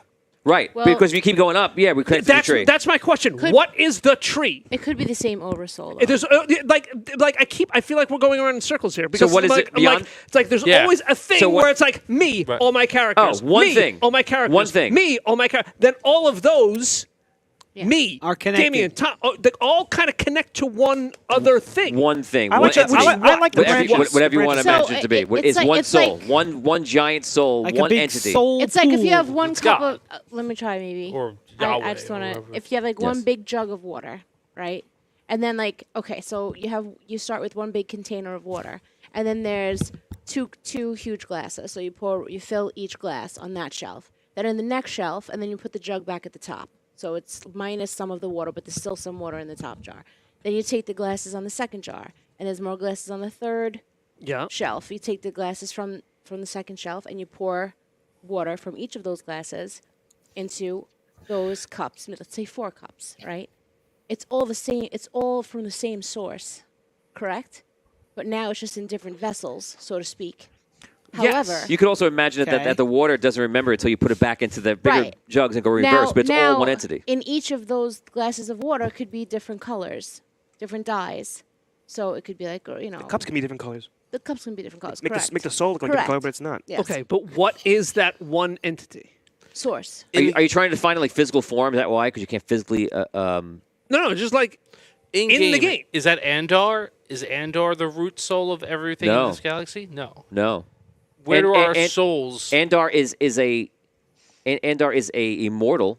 He's a powerful brand. You could think if you want to think if you're trying to get to individual nature, or you're trying to ask what this whole thing is. I can't explain to you in game or out what that is because we can't picture it. But just picture one of something. Picture a cell if you want. Picture a giant cell, and it's just one entity, one being, one thing, and everything else branches off from that. It's almost like they're going off and experiencing different things, and everything comes back to the source. It's just one being. The soul source. Dan, I Yeah. think a way to think about it is think of it like the Matrix, where in the Matrix you've got the creator, and that's what the original source is. That's the one thing that's everything. And everything branches off the creator, and as Brooke said, it goes down and by levels. Yours might be at level 4. You don't know any level above you, but you know what's below you. So it's not until you go up that next level do you know. So you'll never know what the creator is because you're not at the creator until you go back to being that creator. Then you'll remember everything Realize else. it's just you. Right. It's just That- everything is you, but you don't know, you can't comprehend that because Right. it's too big. Right. It's like that Aerosmith song at the end of the Aerosmith song, Amazing. It's like, oh, at the light of the tunnel, you realize it might have always been you. It's the allegory of the cave. Yes. Plato. Yeah. That's Right. basically the Matrix example that he's given. I also, you could think of the differences of like not having your memories or like trying to return things as like when you come out of dream state. If you ever dream so powerful, like you have to reestablish who you are for like a good 5 seconds, So it's like, I think that's what kind of what it feels like to like resume like command over the memories and who you really are. I imagine that might be what it's like to go back up. You're like, oh, I'm not just this, I'm Yeah. me and I'm all this, and you kind of reestablish who you are. Or I something think, might I think feel we like a experience dream. that in our Yeah. dreams all the time, For sure. and might just use that right. example because I think that's what it is. Like it's possible. It could be possible that like when we do dream, that is another reality, right? That we're Another experiencing timeline. ourselves as another Yeah. timeline. But when we wake up, we're like, oh, that was just a dream. However, maybe when we're in the dream, we're waking up from here and we're like, oh, that was just a dream. Let me continue here. It's like that. Who knows? It's just another form of consciousness, really. End of the day, one consciousness. You are Yeah. that at every single level. Like each of your cells has its own consciousness. That's science, right? Each of your cells knows what to do and functions as a singular being ultimately. What'd you say? They don't really have consciousness, though. But they We're pulling but Frankie's they mind do, inside. though. That's they're like- aware of what they're aware of their job. They have a job, but that doesn't signify consciousness. That's like saying, you're intelligent because you could speak or something like that. Like that's not well, they have necessarily- it's a level of intelligence. Are you talking about? What are you talking about exactly? like cellular? She's saying every Each cell cell has is a conscious. consciousness. Oh, it's full of consciousness, but it may not have sentience. Well, they might have a Right, it might job, not be right? sentience, They don't, but it's they're not consciousness. sentient, Yeah, it's different right. Well, just conversation, because but yeah. something's it's a different. It doesn't mean it's not conscious. Ultimately, if you understand the idea that you're one thing and you come out and you branch out, kind of like what Richard was saying, you branch out and then you're having different experiences, and then you come back. You are everything. You're the main source, and you're also the smaller branches out of the tree. Who is the main source? You are. Each of us. Who? Oh, you're asking about where your identity is, your personal identity. I don't know. Like right now, you go, I'm Dan. Which am I? Where am I? Like, where's my existence begin and end? Is that what you're asking? No, not Like really. is Hogar Dan? No, I feel like we keep getting like metaphor. Like I get the metaphor, but my question is like, how does that translate to in game?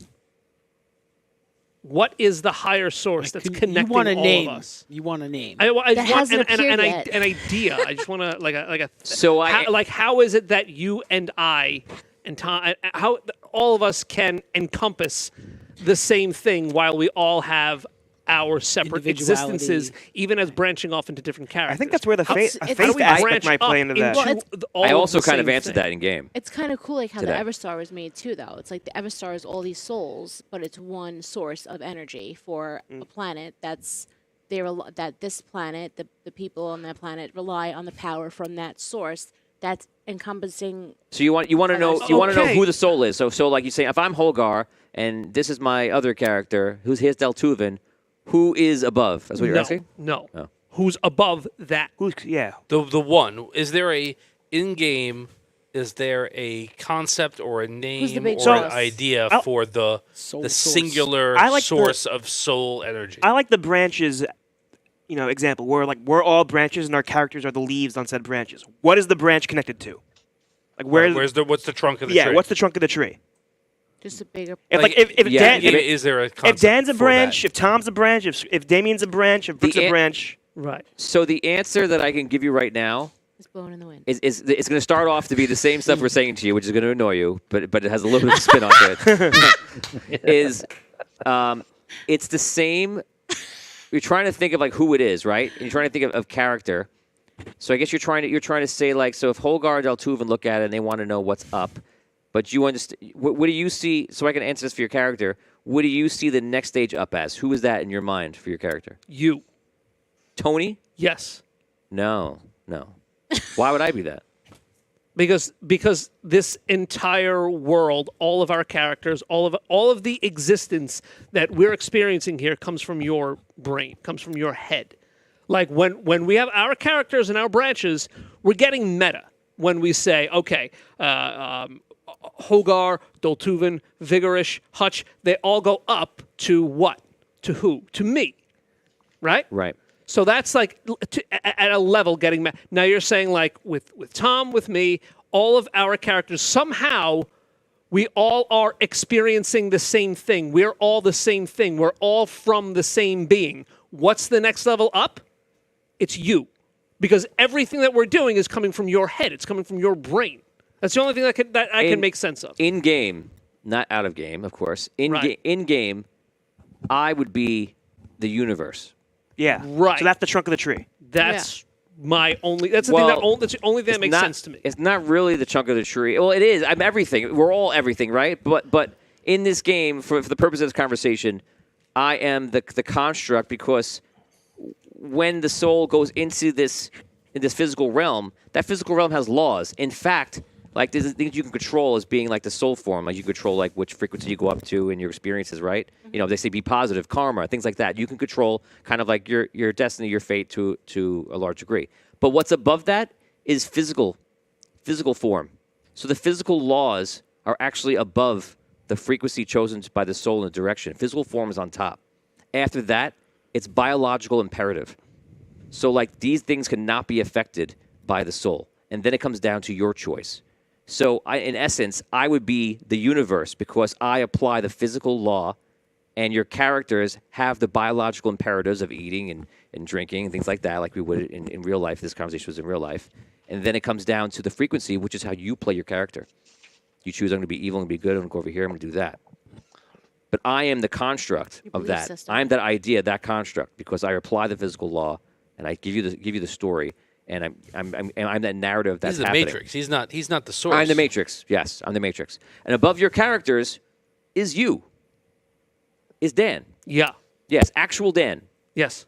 Yeah. That's why it came to the table. Right. It's you. That I get. Who's on top of Wait, Dan? what Who's above Dan? So, no, wait, Well, going, it's a PG. It's a PG. going back to the going back to the tree. That's funny. Going back to the tree. Your characters are the leaves. You're a branch. What if he's not? What if the universe is like the weather? Right. Where like you create like the weather. Right. The tree wouldn't exist without the weather. Right.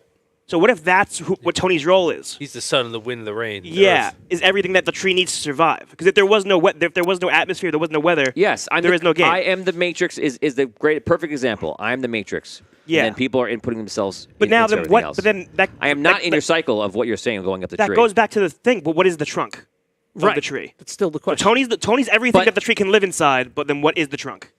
Right, and it's outside of physical existence Yeah. because this isn't real. Right. This isn't real. Right. So that's and maybe that's the issue because it's all outside. What I do is give you is if you look at here's another way. If the physical existence is the dream of the entity, the one thing, right? Physical existence is that dream, right? Because it's not real. I am the dream. And all around you is the real, the soul. And all you're doing is going into the reality.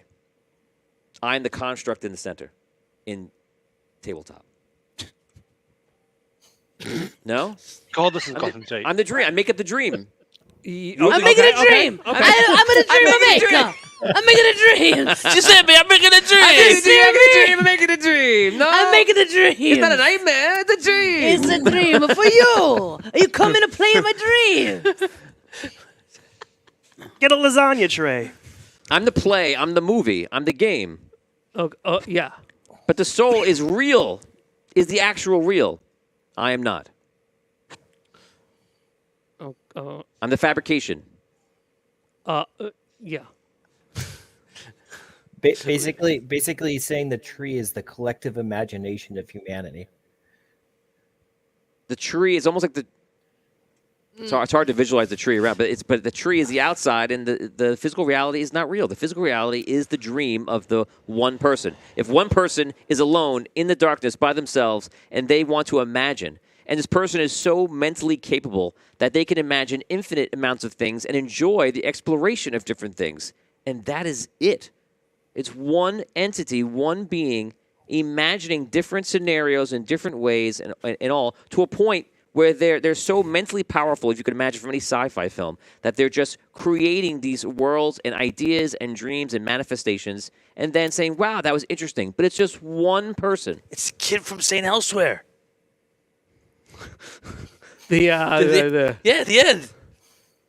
That's what it is. snow globe. Yeah, the whole thing is his. yeah. The whole show, however many seasons. Yes. It's him imagining. Right, that entire pretty reality, much. all those people. Right. Yes. That's it. If you just bring it down to that small idea, one person imagines everything. So yeah. So in the game, would that one person be like the god, I don't know. and then all the So- souls Yeah, I branch would out, think yes. and then the leaves? Does that make corruption that person's death? Does that As mean that person is dying, that's what corruption is. corruption is just a form of energy, really. You're like vampiric corruption? So, No. Because it's cutting you off, right, from the person's imagination.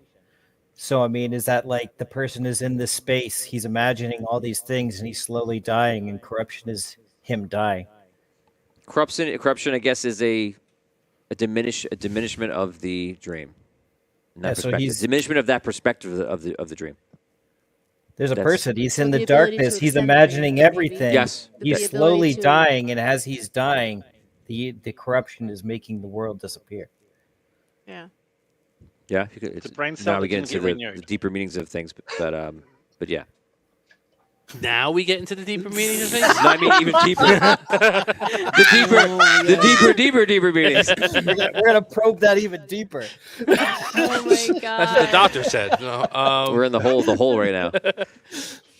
You feel any better? You feel any better about it? Not really. No. Sleep on it. Get Yeah, some rest. sleep on it. So Maybe, this is an offline thing, Dan. I didn't even- Maybe. Crystal I says think get it's- some I didn't. rest. There's At this point, there's a it's whole other just- topic I didn't even go into, which just explode your mind. Okay. So Dan just not wants gonna bring to it put up. a name.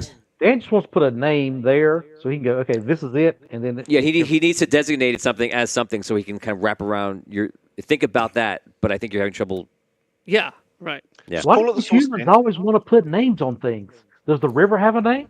Yeah, it's called the Hudson. Yes, Yes, it does. Does have a river. It's called Thanks, Charles. And yes, rivers have names. Just Heard it here first, folks. But should So- they? Should they really? I mean, isn't So- it all just the same water on the planet? You know, like Oh man, here we go. Here we right? go. Like So it just it's really- all just the same water, True. same oceans, whatever. It's all connected. What's the difference? It's all So, water. so now we know of the Everstar. We know that's a mission for you. Possibly solve anything you want to do, or not solve it. It's up to you. Yet you have the shorthand Whatever mission of you what's going want. on for the Astral. I mean the Endarian fleet. They need that. If you don't do that, by the way, you can lose salvation. You can lose your temple, your connection to the ancients. That just for your fun. I don't feel any worry about telling you exactly what it's going to do. You're going to know flat out. If you lose salvation, you lose your connection to all of the Starseeker stuff. It's gone. okay. If you lose the fuel, that's going to cause that. I mean, that's kind of obvious. If we lose, we're going to lose this. And then Andaria has no real fleet because all their ships go back down. They have nowhere to base themselves. And basically, they're going to be fighting. The dragons will be your first line of It's the defense dragons. at the edge of the atmosphere. And that is a frightening thing to think about. And last but not least, Jock Yeah, what's up with that? is back. He's young. Jock looks young. And he's young. Love Well, it. you know, I love it. He found a So crystal. he gets around. There it. Yeah, you we go. of course have to play season 2 of Spelljammer, Yeah. but Oh my god. you see what happens to him. I'll have to make sure that it works out for him. Did Raphael have anything to do with that? No, No. no. Can I No. ask one question about Yes. the red knight? No. You mean no? No. Richard, No. Richard has a question? One question: Did the red knight do what he did because of what happened to Zaire? Like, because he was from there originally, and then Dragano went through and just basically destroyed it. Did he then destroy Kairin earlier than what Dragano wanted because of that? This is a great question. I actually am going to answer this partially. If you do you remember what the Red Knight said previously about this kind of stuff? You know where he worked at? Where did he work? He What was his worked night? on the battle station. Right. He was there 9 to 5, only 4 breaks per day, lunch. That's it. Right. 8-hour shift. 8 hour shift. Real tough. He was the 15 commander. minute He was the breaks. commander on that station. That's what he said. Sweating and toiling away for 8 hours. We're Hour slaves break here. for What's lunch. happening? They're making us work 8 hours a day with only 1 lunch break and only 4 15-minute shifts. But Stretch our legs. It's terrible. It's the work of slaves. that lunch break's an hour, though. Oh my god. The lunch break's only 15 minutes. It's not even an hour. He was the commander of the Fortress of Zir. Mm-hmm. Sure was. The outpost. The outpost, right? So and he also was immortal. And he probably had things in his mind and feelings about the old days. And he had to recover some of his power from making the dragons. Yes. Mm-hmm. That was the tactical move. It's like if he initiates it, he can recover. And he's like, I need to recover. He's playing the long game. Yes. I watched the conversation you had with him when you sat down with him. Oh yeah. Oh, By the way, Liam is sitting here, and Liam's eyes watch it. He's like this the whole time. Lily's eyes don't ever close. 1 second his eyes close, and they all go right back up. He's just like this. The whole time. It's hilarious. I watch him more than I'm watching him. Listening to you, watching him. It's funny.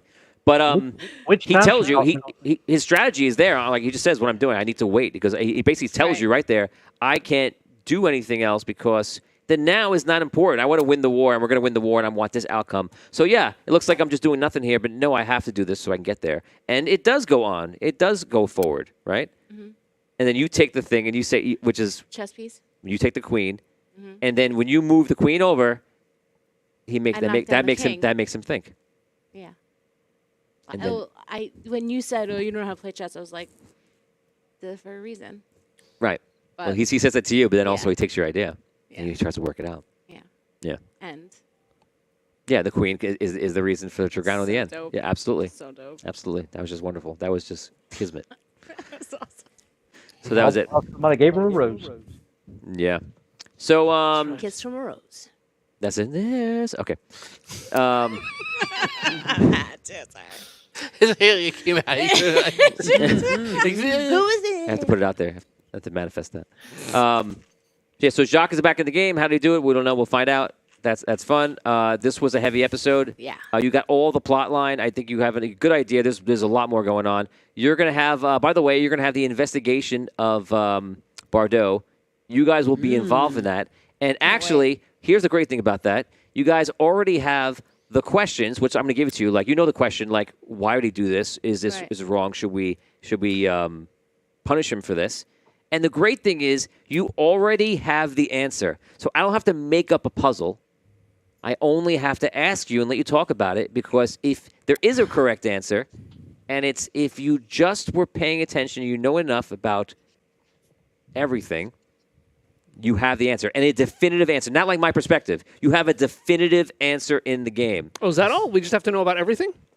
Right. Well, I'm not, replace everything with the specific facts. I can't say the words. I don't want to say anything to push you in a direction. Right. I feel like he, at one point or another, like pretty clearly elucidated like why he did certain things that he did without us knowing Right. what it was that he did. And remember, yes. And this is for that episode, which may be next episode, but probably the next one. We'll see.